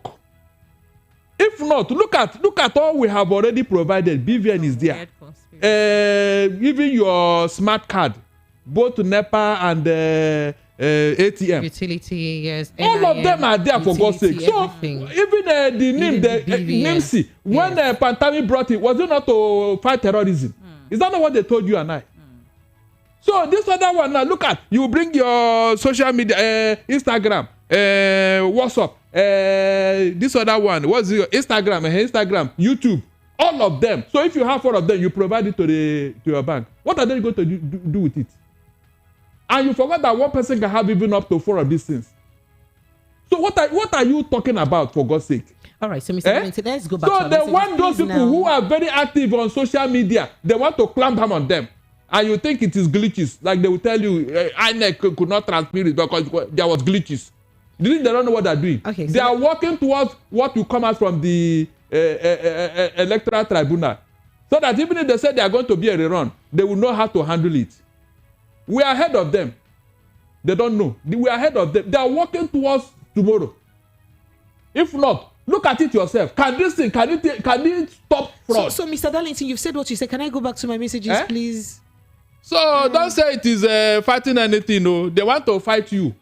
Okay. All right. So Benedict from Surulere says, good evening, voice of the people. He was about saying something else, but I think we'll let it lost. Miss Precious said, okay, okay. Thank you. Please, what's really wrong with these legislators? The same men that have told the poor masses to tighten their belts are doing the exact opposite. Have you seen the appointees of the new Speaker of the House of Representatives? These men are just incredible. That's what he said. I don't want to go there. Please allow me to stay. Please, I would like, this is coming from Emma from First Act. It says, I would like to ask our president in 2023 could not speak on why our president could not speak in the France summit and send a representative. If we keep going down in this lane path and we keep wallowing this silence, swallowing the silence pill, when the problem starts, if you women and children that will suffer the most. Please help us open your mouth. This is just a continuation of Buhari's style of government. That's what he said. Being good to our mental health. So allow Mr. Darlington to talk, Mr. Odaba. Mr. Odaba, thank you. We have mental health to protect. Good evening. I always pity Mr. Darlington. He's a good son of a bad father. Mr. Darlington is a good man. But the only problem he has is that he's a barrister. The current problem in this country is MBA. They have failed Nigeria. Oh my God. I even quoted Bible. He's Ecclesiastes chapter 8 verse 11. One go and read it. It's homework for you. Not all of us. Not all of us. Good evening, Mr. Darlington. Precious and promise. Please, you people should allow Darlington speak because he's the right man to tell the truth. And then this says, Precious, all those accusing you for being biased, you know what I want you to always tell them. Just tell them you'll be all right. Just keep listening. Tell them to all right. Tell them, in fact, increase the volume on their radio. They can be fine. And where there is palliative, and then he further said, where there is palliative where is the palliative that the government of the APC said they will give to Nigerians because of the removal of spare subsidy? The National Economic Committee consists of 36 states governor, CBN governor, and vice president. Who is the leader of this National Economic Council? That's what you said. And I wonder how the NEC, they are pressing our neck hard. The governors that careless for their states, for their state, we're in this, we are all in this. And in the effect is coming on few months now. So Nigerians, brace yourself. That means we're even going to face more of the effects. Is that what you're saying? Okay, well, good evening, VOP. The government of all Nigeria is always doing everything they are doing to suffer the citizens more and more, but the same government is not ready to sacrifice anything. They continue enjoying huge pay. That's what you said. And then he says, thanks for contact. Okay, thank you so much. All right, so let me take this reaction from YouTube very, very quickly. This says, please, Precious and Promise, are you twins? Okay. El Ani says, Nigeria is the best example the black man can give the world. The Nigeria is the best example the black man can give the world. Olu Shola said, Mr. Darlington, you're cool. Give them woto woto. Gachi Best Channel says, is unfortunate the people still believe that Nigeria still work. That is tantamount to believing that a dead person can work. Well, you said a lot. Let me go back to my phone. Like, she give who? Me? I think me. All right. Hello, good evening to you. Good evening, Auntie Precious. Yes, you're welcome, sir. What's your name, sir? Where are you calling from? Wisdom from Otta. Wisdom from Otta. Wisdom, you're welcome. Go ahead, let's hear you. Darlington, good evening, sir. Good evening, my brother. How are you today? I'm fine, sir. So, Auntie Precious. Sir? This is Nigeria, where everybody can come and do what he likes. They are daring with the masses. Now, Mr. Tinubu said he will continue from where Uncle Boo Boo stopped. I now imagine what were the good things that Nigerians talked about Tinubu, talked about Buhari, that you want to continue from. Nobody have explained that to us. Now, they are just daring us. They are taking us for granted. And again, as the patient is coming down, allow Mr. Darlington to speak up. Because when you didn't say the truth will continue behaving. So let's just God deliver us from them. That is just all we are praying for. Thank you. Thank you so much. I appreciate it. Precious. All right. Okay. You remember when appointments were being made, we have always complained, put a round peg in a round hole. Absolutely. That is how we can move forward, for God's sake. What is wrong there? What is wrong there, for God's sake? Put the right people in there, even if it is the whole Northerners, as long as they are performing. Do you think anybody will complain? Nobody will talk. But when appointment is now job for the boys, incompetent hand, and Nigeria is going down, I was thinking we are going to make a shift. Now look at what they have done, even with the appointment of service chiefs. Initially, Rubadu was person put to be security advisor. All of a sudden, he became national security advisor. He was assistant special advisor on security. Before. Please. What is so the he was upgraded now? Upgraded with what? Do you know what you are talking about here? So, Mr. Darlington, are you saying he's not equipped? He cannot succeed in that office because he has been elevated above his superiors. That place is supposed to be a clearing house for all the security agencies. These are men who have been trained, who have been tested. DMI, NIA. Go and look at how many years experience they have in their position, and they'll be going to Rubadu, who was just a middle level police officer. Please, how can that work? Tell me, how can that work? Even in the legal profession, we say there is seniority in the bar. How do you expect these men with all their experience? They will ask you, who is the Rubadu? Where has he gone to? The EFCC he managed as the first chairman. Look at how he ended up. I don't know whether I've told you. There is nobody that will succeed in EFCC. Why? That EFCC, it will never, if you like, that place was wrongly constituted. It was not founded on a good footing. In 2003, when there was pressure on Obasanjo, because he wanted to cancellation our debt, they told him, look, if you cancel it, people will pile it up with corruption. Give us assurance. That was how EFCC came to be. 22-man board. Precious, since EFCC started, that board have never sat. Do you know why? Let me tell you, because I want to link it with what I was saying about Rubadu. The board was constituted by a CBN governor, IG of police, Minister of Finance, and so many other top. And you have given the chairman of that body, who's supposed to be an accounting officer, with nobody to account to. Who is checking the EFCC chairman? That's why they're always fumbling. How can this body, an IG, come and sit in a boardroom meeting, and then his junior as a police officer will be telling him what to do? Is it possible? That is why that board have never sat. And that is why all the EFCC chairmen have always failed. Please, look, there are things I don't want to talk about. It's like nobody, if we don't have brain, can't we borrow brain from somewhere? All right, let's go back. Can't we borrow brain from somewhere and do the right thing? Every time they keep changing EFCC. Meanwhile, the real problem, nobody's solving it. Okay. How can these people come and sit down before a bower and we'll be talking to them for what? All right, so going back to the phone lines. No, please help me turn off the volume of your radio set. Hello? Good evening. Yes, good evening. Yes, please, welcome.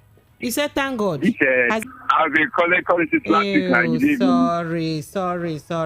Sorry. Thank you.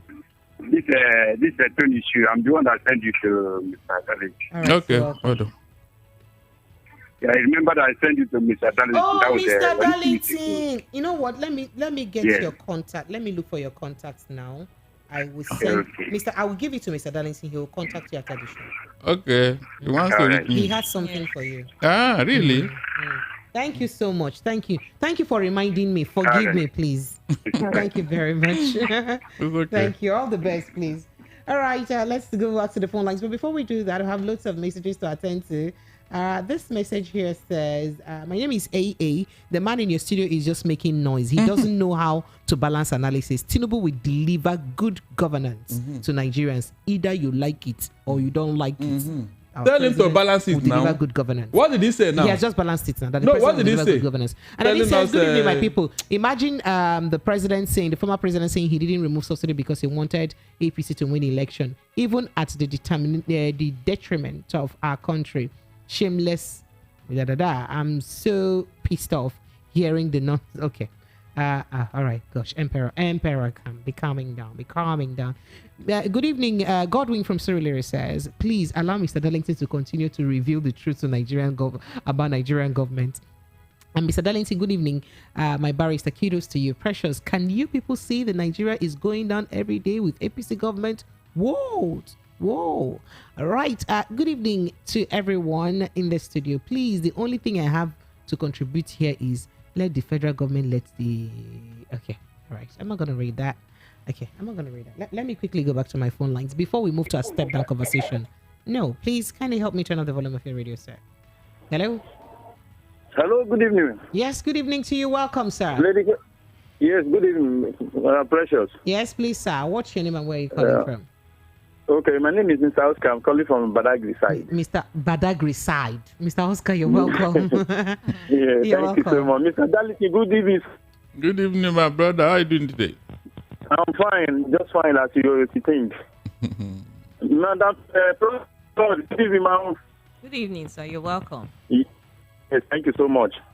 Mr. Daliti, I want to ask a question. I don't know if you will carry this your episode alone. I don't really get it because the way you are carrying the message is interesting. You have to widen the scope so that maybe some other interested spirits can also join you to carry out this episode. It's very interesting. And Madam Precious, sir, I'm begging you. You know you are the journalist there, and you are so objective in your reportage. Sometimes don't let people continue to complain. You are trying to gag Mr. Daliti. He is on point, but you are still going to moderate the reportage, the program, because you set agenda for people to also contribute their views, opinions, and comments. Mr. Daliti is your guest, and at the same time, allow him to air his views. I told you last time that there is no country in this world that will not be opposition. But if you are constructively criticizing government, keeping government and governance on the common footing, I think it's a welcome development. All right, I appreciate you, and I can assure you that I'm doing my best to the best of the practices available. Mr. Daliti don't have any social handle that somebody can reach him apart from this radio show. Please try to create one. It's as easy as ABCD. I know how to create. This one that the bank will collect. There's no need.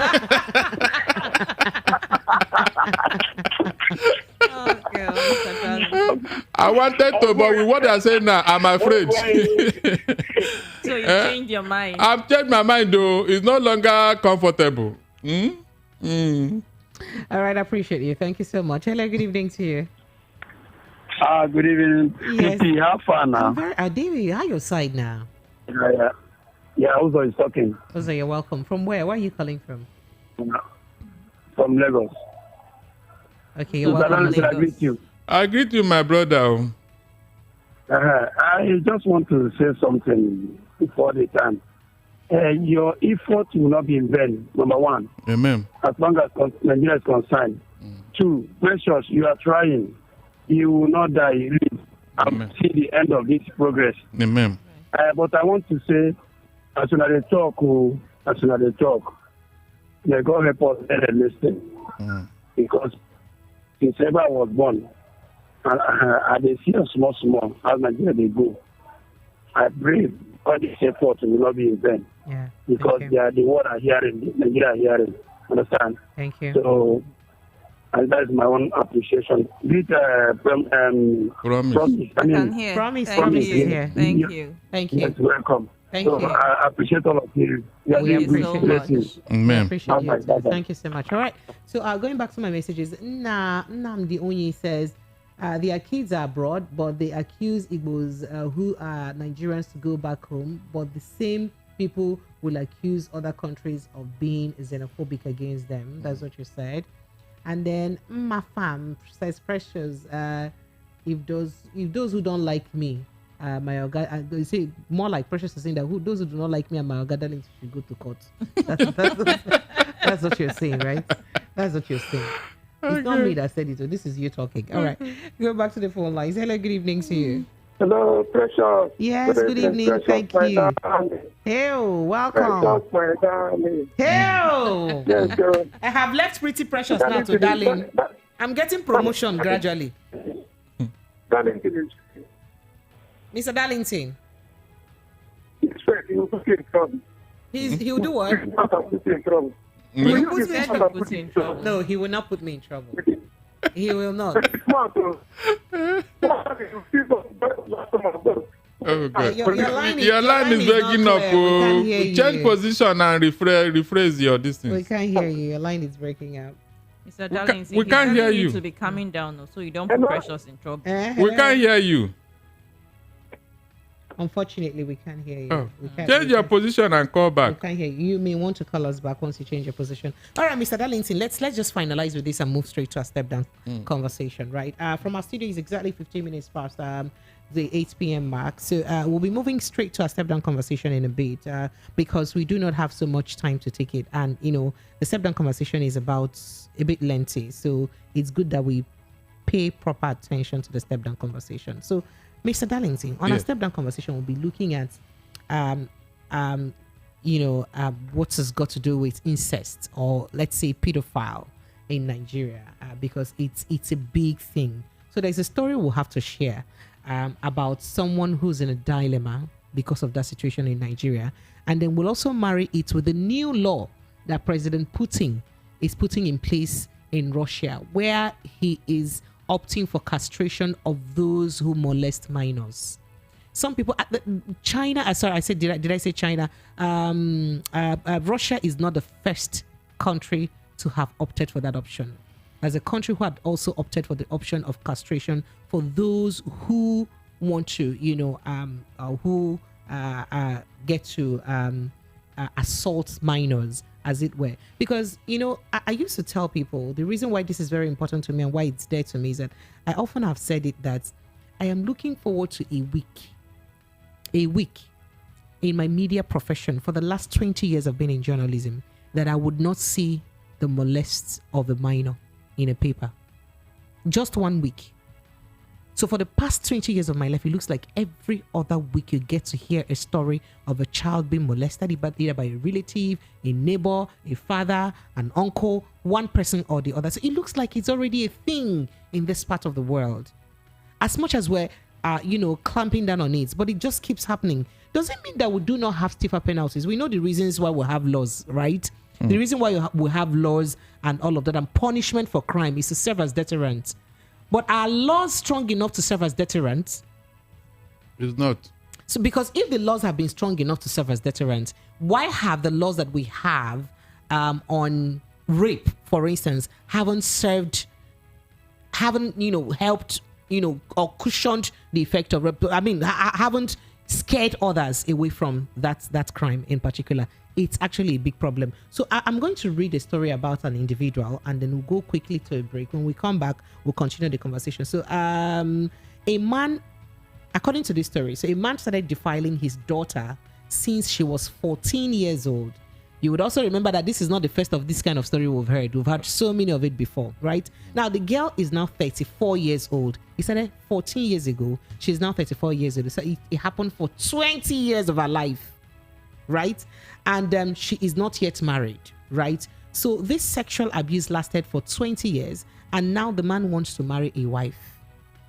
The girl is threatening that her father must not marry because he denied her many suitors over the years. She said if her father tries it, she will kill him, kill the wife, and kill herself. Now, this is a fine girl, just making this kind of threat. Now, to what level have this whole thing damaged her mental health? Or to what extent? Now, if this girl pulls off her threat, should the father ignore her threats? That is to say that we may have 3 human beings wipe off because of this. What do we do about it? And then in other development, you know that President Putin of Russia is about to sign a bill into law which will castrate men chemically for sexual abusing minors. And some other countries, I think North Korea, thereabouts, or some country, I know of countries, I'm going to search that out very quickly, that have also opted that they're taking that option because it looks like that's the next thing to do, to be able to maybe that serves as enough deterrent. It's just like Nigerians are saying that maybe the reason why we cannot fight corruption enough in Nigeria is because we don't have enough laws to fight corruption. Did we have laws like China? Do you think that corruption would have been a thing of the past in Nigeria, for instance? Precious, we have laws. It is implementation, the willpower to do the right thing. But are these laws strong enough? That's the thing. For me, for instance, I feel like there should be different punishment for one who rapes an adult female to one who rapes a minor. Yeah. I think there should be different punishment. In fact, even worse still, different punishment for a man who sodomizes his fellow man adult and one who sodomizes a young man. There should be different punishments. You see, these are the main issue about our country. Precious, we are not one. These laws you are talking about, it is a different kettle of fish in the north. In the north, for you to establish a crime of rape, their Islamic law says two men must be present to witness the rape. How can that be? Tell me how. That is the first thing for you to establish a case of rape in the north. That's according to the penal code. Exactly. That means it can never happen. And that is why these women are... So how can anybody be available when someone is being that if I ask me, that is why some women are suffering silently in the north. Nothing else. Because you can't even say it. Who is there? Who will witness? Even down here, the criminal code does not recognize it. I'm telling you. When you say there is an adultery, or in fact, we don't know anything about adultery here. Are you getting what I'm saying? Very well, I can hear you. We don't. So when you see these differences in our laws, you now ask yourself, which country is this? Somebody can commit this and run to somewhere else and go and hide. When he's done with that place, he will run to the other side. So we don't have uniformity of law to take care of these things. You saw when somebody stole a lot of money somewhere, it wasn't not the former DG of customs. He just went to his booth when they told him to pay 700,000 or something out of 20-something billion. He went to his booth to collect the money and gave them and walk out. That is the penalty for embezzlement. Because he was tried under the penal code, under Islamic law. So how can you move forward as a country? Even this Islamic way of life is in our constitution. So when you want to do anything, look at it in the constitution. Oh. Look at what is here. Oh. Under Saraki's Senate, there was an attempt to criminalize underage marriages, marrying a girl under 10 years and all that. The northern leaders in the house, both they kick and say it's a religious matter. You are not supposed to talk about it. And that's what the constitution says. So you can see where your problem is coming from. You can see. You can see why this problem cannot be solved. So Mr. Darlington, just before we continue with this, there are a list of countries that have also opted for this. As a matter of fact, in 2020, remember El-Rufai has signed a law to castrate child rapists in Kaduna State. That's a thing. And then we have other countries too that have also opted for this. For instance, I think Czech Republic did also opt for that. Peru also opted for that.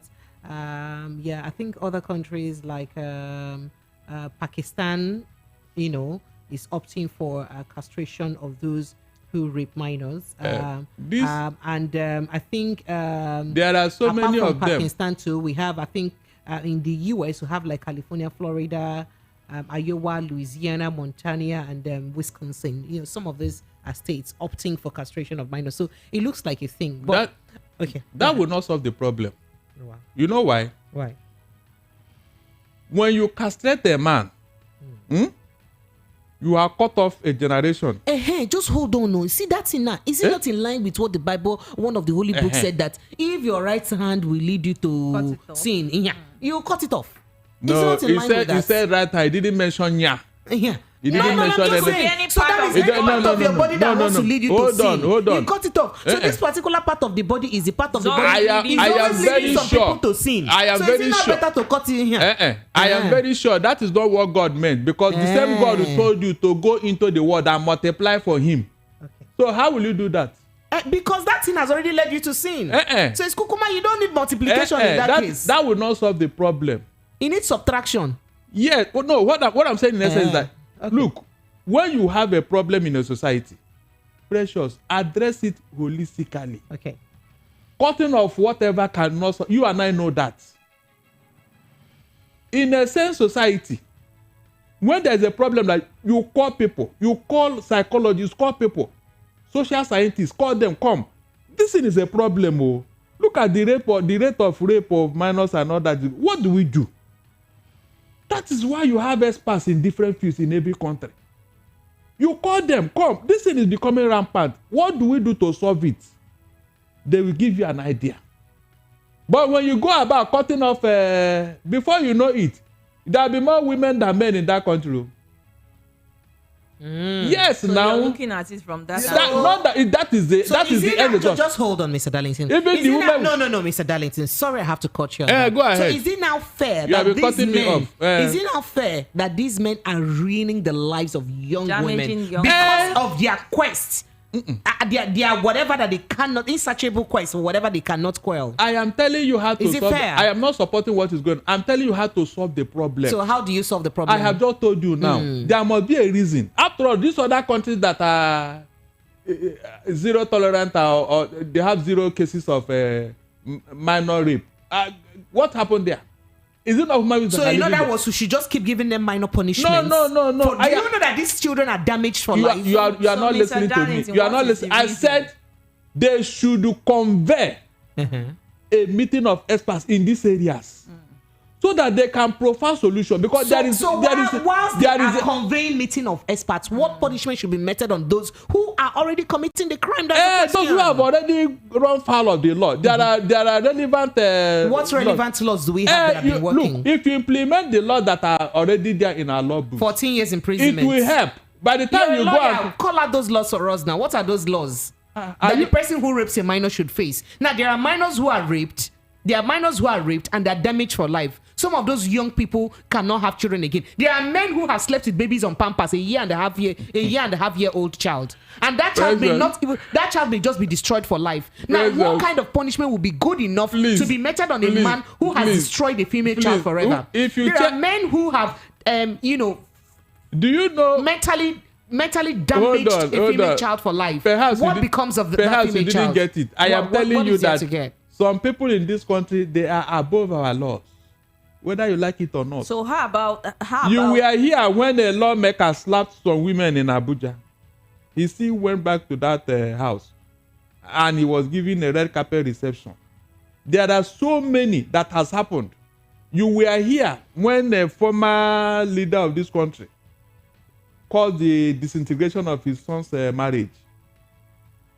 Even if you mention he's a former leader, he's a former leader, don't talk of our elders like that. Is that not what happens here?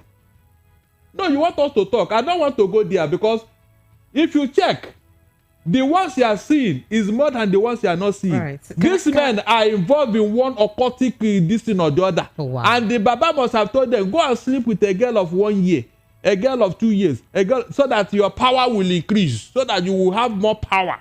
These are one of the things that is driving this. If not, ask yourself, is it not an insane man that will take a girl of 3 years to the... All right, so let's what are you going to enjoy there? Lines, please. So all this is a border on our fetish way of life. And these leaders are doing it repeated. That's why they answer big men, VIP, with the blood of the innocent. All right, hello. So what do you do about it? Hello, good evening. Hello, Precious. I'm very well, thank you. We're fine. Welcome, sir. My greeting to Chiezoku. I promise how you there. Fine, sir. You're welcome.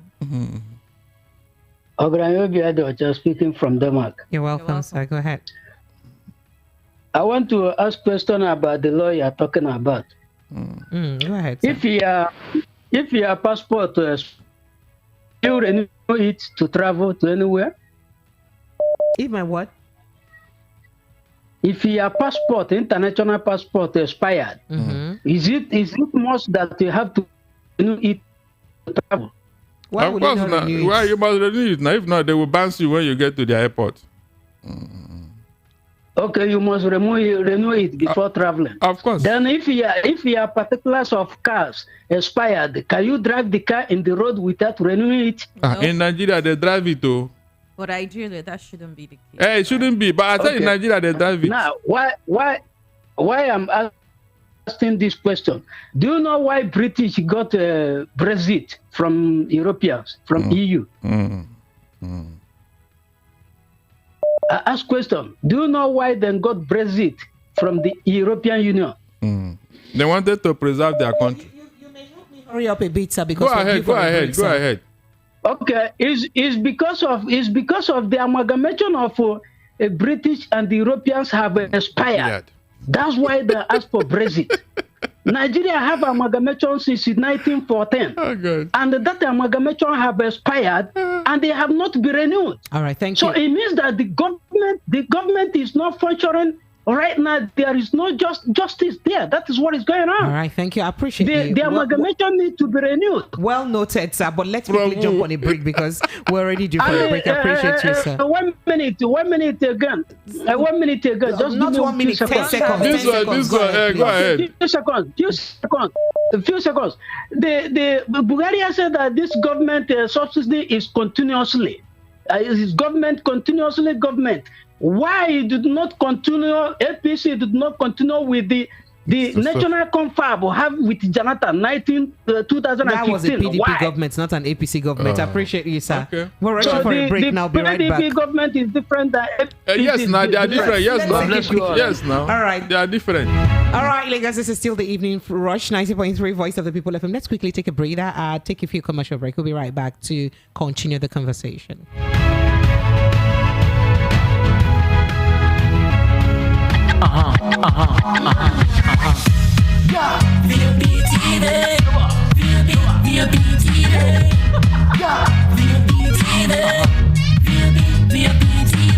We have been serving you hot and fresh content on radio, and you have been loving it. Now we're taking it further. Catch us live on YouTube at BOP TV for all the juicy content you can't resist. Talk shows, exclusive interviews, news, lifestyle, and more. It's all about you. BOP TV, show up, speak up. Are you looking for the perfect getaway? Look no further than the luxurious accommodations at Airport Golden Tulip Hotel, number 42, Muritala Muhammad International Airport Road, Lagos. Relax and unwind in a beautifully appointed rooms featuring all the amenities you need for a comfortable stay. Whether you're traveling for business or pleasure, our attentive staff is here to ensure that your everyday need is met. We also offer complimentary pick-up and drop-off from the Lagos Airport. Take advantage of our state-of-the-art fitness center, outdoor pool, and enjoy a delicious meal at our on-site restaurant. With stunning views, world-class service, and a prime location, Airport Golden Tulip Hotel is the perfect choice for your next vacation or business trip. So, why wait? Book your stay today and experience ultimate in comfort and luxury at Airport Golden Tulip Hotel. For bookings and reservations, please call 0815-8003-333 or 0815-7003-333. You can visit our website at airportgoldentuliphotel.com. Airport Golden Tulip Hotel, where luxury meets comfort.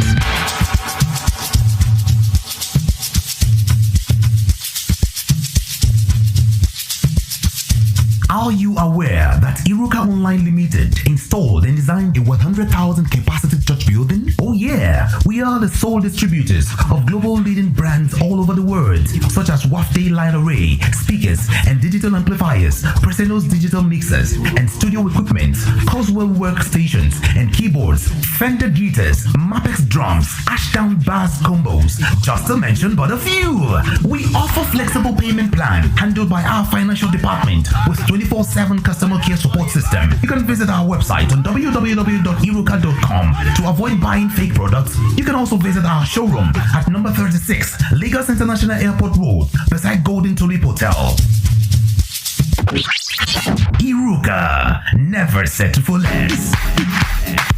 The award-winning pizza in the US is now here in Nigeria. Ladies and gentlemen, I present to you Romeo, the Pizza Champions, and Coldberry Ice Cream, delighting every scoop. Visit any of our outlets and feel the rich taste from the Pizza Champions and Coldberry Ice Cream at 11 Road by First Avenue, First Town, 28 at Denira Ogusanya Street, Surulere, 13 Admiralty Way, Lekki Phase 1, Romeo's Pizza and Coldberry Ice Cream. Romeo, the Pizza Champions.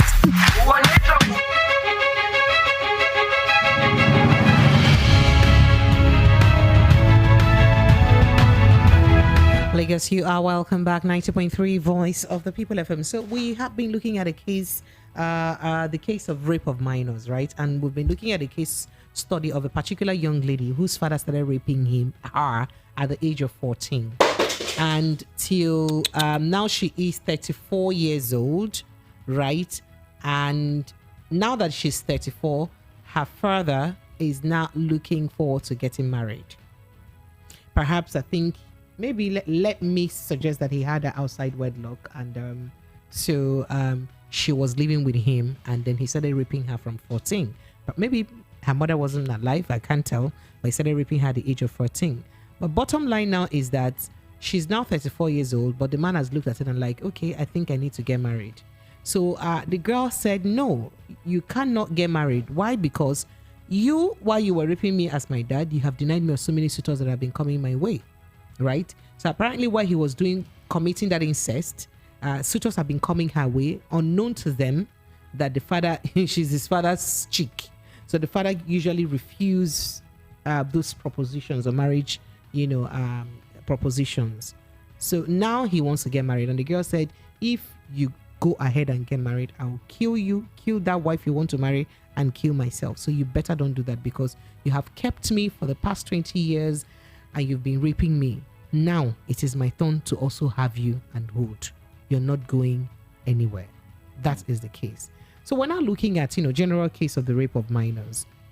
Is it really fair that we have, more or less a very light punishment for some of these people who commit these crimes? We have heard different cases of rape of minors.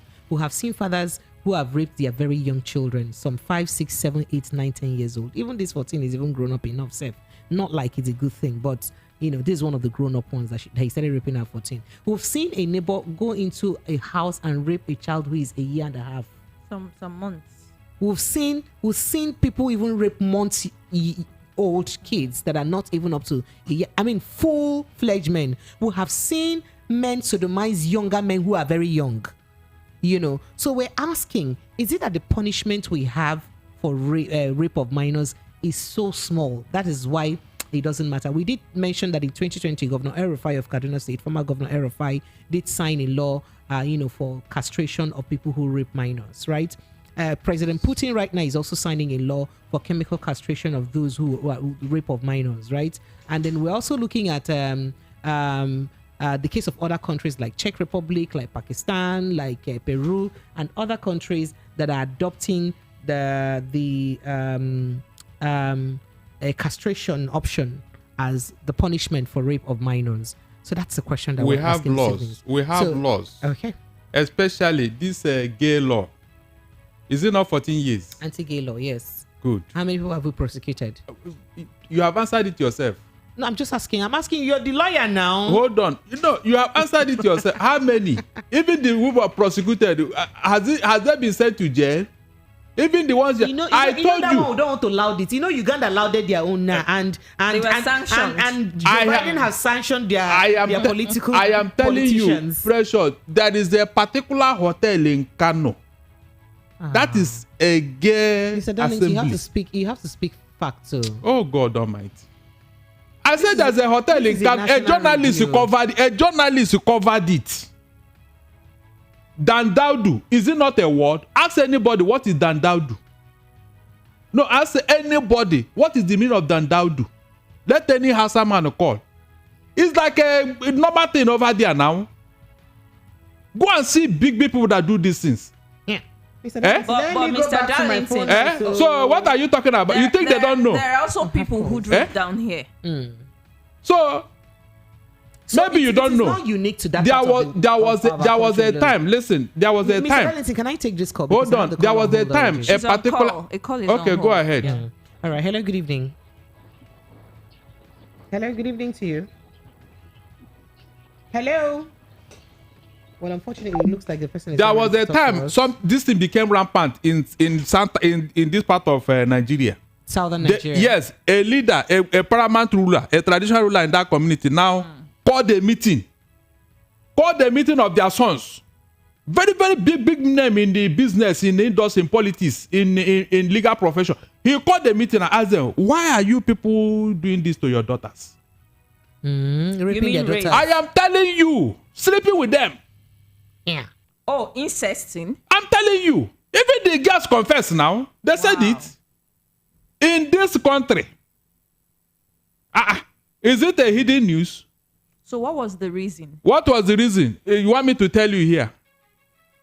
Please, oh. All right, let's go back to the phone lines. Hello, good evening to you. Hello, good evening. Hello. Hello. Yes, good evening. Are you there? Good evening. You're welcome, sir. What's your name? Where are you calling from? So, my name is Hassan. I'm calling from Oshodi. All right, so go straight to the point. Let's have your contribution. What Mr. Darlington is saying is the truth. In Kanu, what they call Dandaudi is where man meet man. Oh.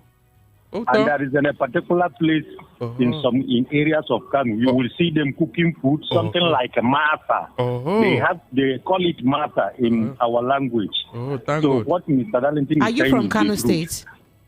Yes, I'm from Kanu State. And again, don't worry, I'm coming. I will give you some instances.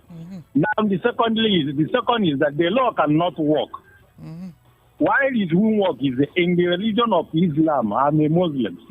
Now, before you will take somebody to court as a rape, you will see him on top of the woman, on top of the lady. Then you go back, call another person. He came back and see by himself. He went back and call another person, and he will come back and see, witness it by himself before they will charge you to Sharia court, and then Sharia court will confirm it. But if you, only you, see the man on top doing, you are a liar. You can't take me to court. So how many people rape people and then wait for people to see them and go and call people to see them? I thank God for this man. I thank God because when I was saying it, you doubted me. If you allow your children to mess up, they mess up with your child. If you hold your child, you hold your child. So that is why. So for clarity purposes again. Don't worry. You will ask me a question. When the former governor of Zamfara State, senator, when a man married a girl of 13 years, what happens in the Senate? The daughter of this. The question that people are supposed to be asking the big people in this country, not the minor one. It is the big people, the big men, the officers that are the people doing the worst things than what the minor people are doing. Then thank you. Go and ask me your question. You have made my questions disappear. Precious, I thank God. That's why I like my callers. They are even more knowledgeable than me. That is a fact. That's why nothing will happen. Forget it. If you are talking to yourself. There are laws, but who respect that law? Precious, even the one that is happening under your nose now, the law that was made, everybody was jubilating you. Did you see how the bastard is? And all of us are running helter-skelter now, trying to correct what one man did. When there are law. You swore, you told the whole world you are going to implement it. You will do this. You swore. Even when people were becoming skeptical, you said, no, that you on your honor, you are going to. What happened? Precious, what happened? Did anybody even, in a Senate country, that man should not even, they will see him in that court. What is he coming to do? He should have gone somewhere to go and answer his maker. China will not tolerate that. Mr. Darlington, let's go back to our phone. So you're asking for laws. We have laws, so we have laws. Hello, good evening to you. We have laws. Hello, good evening, Precious. Yes, you're welcome, sir. What's your name? Where are you calling from? My name is Mr. Paul. I'm coming from Ipaja area. Paul, you're welcome. Go ahead. I want to agree to Mr. Darlington. Hello. My brother, well done, Jare. Well done. Good evening. Whenever I hear your voice, so, I'm so glad. I don't want to talk about it because you are a lawyer. You know too much. Whatever you say there is the truth. I don't have to argue because I don't want to say because. So because he's a lawyer. Yeah, so learned men are learned men anywhere in the world. All right, thank you so much. You want to question it? Precious. All right, I appreciate it. Hello, good evening to you, sir. Hello. Yes, good evening, sir. Hello. Good evening. I can hear you. Welcome, sir. Oh. Hello, Precious. I can hear you. I can hear you. Go ahead. I don't know if you hear me. Yes, go ahead. Yes, go ahead. Clear. I can hear you. Go ahead. Oh my God. We are hearing you. Hello? We can hear you crystal God. clear, sir. Go ahead. Go ahead. We can hear you. Okay. Okay. This is Ola calling from Chicago. Ola, you're welcome. Just go ahead with your contribution. We can hear you. I didn't hear you again. I don't know if you hear. I said we are hearing you now. Go ahead. Go ahead. We can hear you, sir. Please go ahead, sir. Okay. Precious and Promise. Hi, and good evening, my darling Daliti. Although I'm just talking, I don't know if you hear me, but I will keep on talking. Yeah, go ahead. Go ahead. We are hearing you. My darling team. Ndewo. How are you? How's family? I will say is I don't know how we get to this stage. I don't know how Nigeria get to this stage. Mr. Darlington, I know we are, I don't know. Since the beginning of my life, I never see a country like this before. Nigeria to early 80s. Nigeria is like abroad. Everything is there, nyafu. Mr. Darlington, you remember all these companies, Leventis, GLN, Bicharam, Kingsway, Leventis Motor. I don't know if Leventis Motor is still there. Yeah, they have all gone. This company, everything gone. Anyway, Mr. Darlington, my message to you is, may Almighty God continue give you the knowledge and understanding to be doing this work. Amen. Because I'm sure I don't want to say anything again about Nigeria because I don't want to have heart attack. Sorry, sir. And I pray, may God continue give Darlington heart to bear all this. Can I say rubbish? Not rubbish. But God will be with you. Amen. And take care of yourself. Don't let these people cause you heart attack. All right, thank you, sir. Okay? Thank you, sir. I'm not sure. I will just be calling you to say hello, Precious and Promise. God will be with you guys. I love you. We love you, sir. Thank you. Bye. Thank you so much, sir. All right, hello. On the road, though. Chigozie is calling back. Chigozie, you're still roaming. I'm still on the road. You're still roaming. All right, Is it your country? Is it your country? Just if you drive, that is why I'm sleeping on the road. People have plenty fuel to stay in traffic now. They have fuel. They're not feeling the condition. Who not get fuel by now? Ladies Benz. Well, a lot of people are moving with their legs. So, and that is what we are seeing here.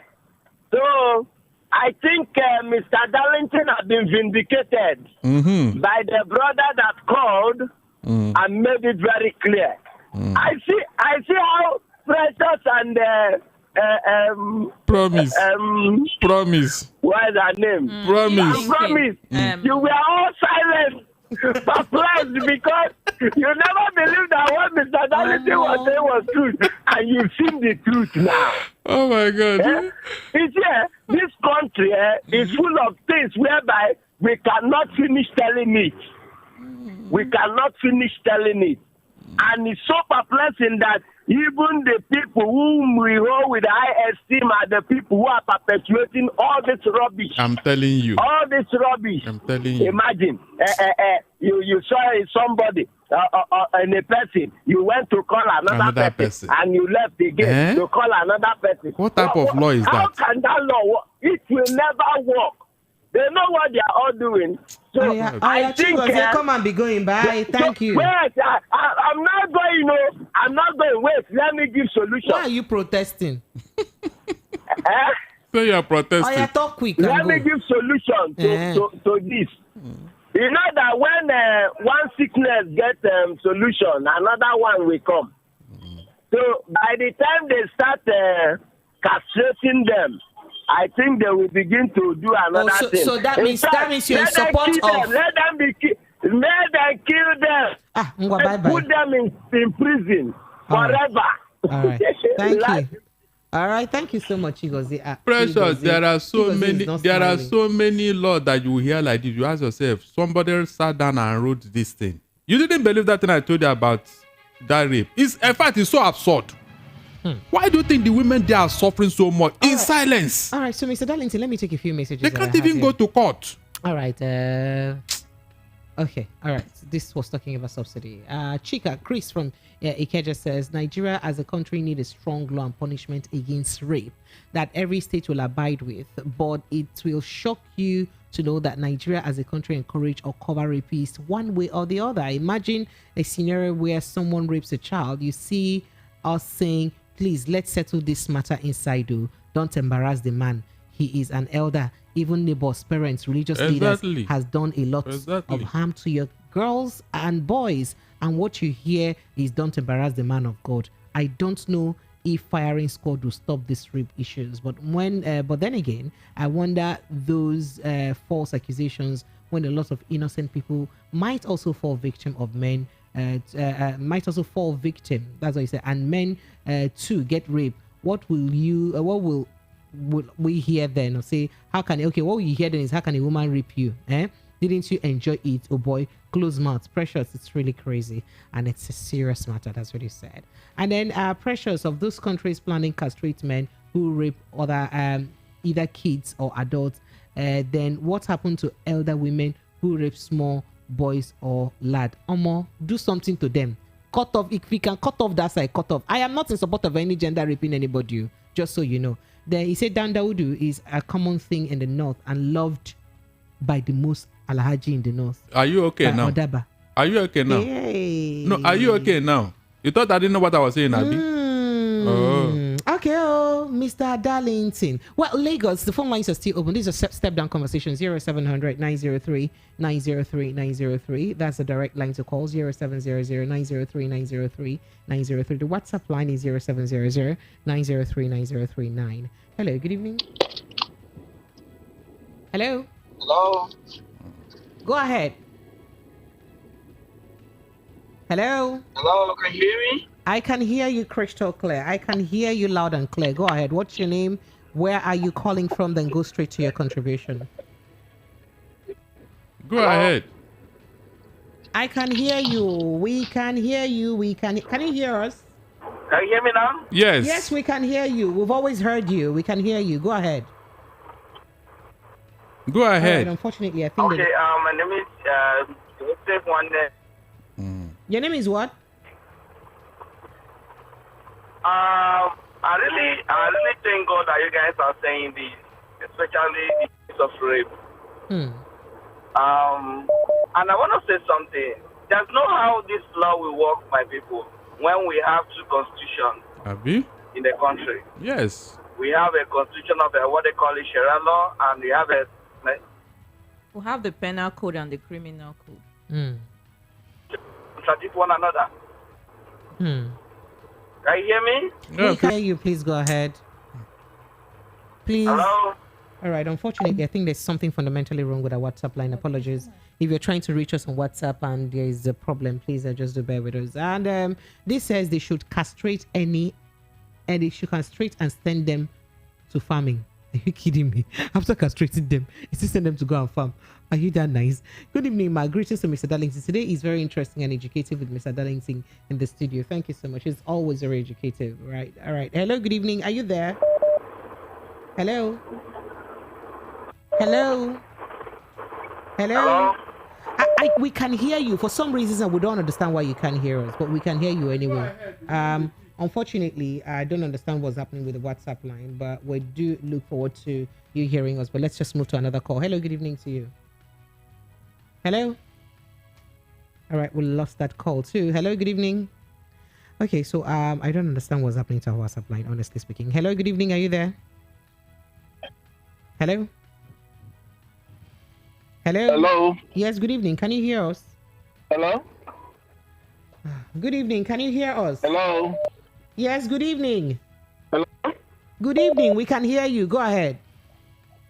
Okay. Yeah, this is Prince Kwachi again.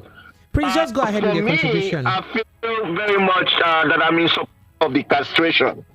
However, when they castrate them, they should put them to, kind of like a farm for rehabilitation. Let them be, the ones to do some kind of farming, because if you allow them in the society, those people could be dangerous that they will start,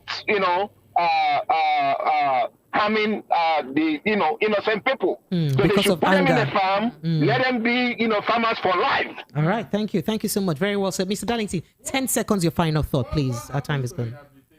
You can rehabilitate drug addicts. You can equally rehabilitate this with good psychological care because it's a mindset. Yes, it's a mindset. If you can call an expert to work on their mind, they can come out of it. That is what I think, because this castration thing, so they should just rehabilitate them and let them go free. Why not? When it's like curing a man of his sickness. When you cure him, he can become a normal person. What happens to the lives of the children that they've destroyed? You can equally work on that mind too. That's what I'm telling you. Mr. Darlington, don't even sit down. Hold on. I don't agree that. Hold on now. Hold on. Mr. Darlington, our time is gone. We cannot have this argument now. It's too late. So a man rapes a 1-year-old child, and you advocate that the man who rapes the full-fledged man, the 50-year-old man who rapes a 1-year-old child should just be cancelled and rehabilitated. And then the 1-year-old child, what happens to the child? What happens is this. Listen. There is no time, please. We need to go. If you begin to do an eye for an eye, very soon all of us will become. But there also has to be rehabilitation for the victims. That is what I'm telling you. After all, they have a child's life. It's the new heaven. A child's life is destroyed for life. Biologically damaged. Yes. What kind of rehabilitation will it give to a child who probably is biologically damaged? What are you saying, Mr. Darlington? I beg. I will live with that. The way you are doing this, Precious. I'm not a support. If you are a leader, in a society, I'm not supporting you. You will see. Time is gone. I'm letting Mr. Darlington. No, that means it's gone. Let's go. Okay, God that is tolerating us. What do you say?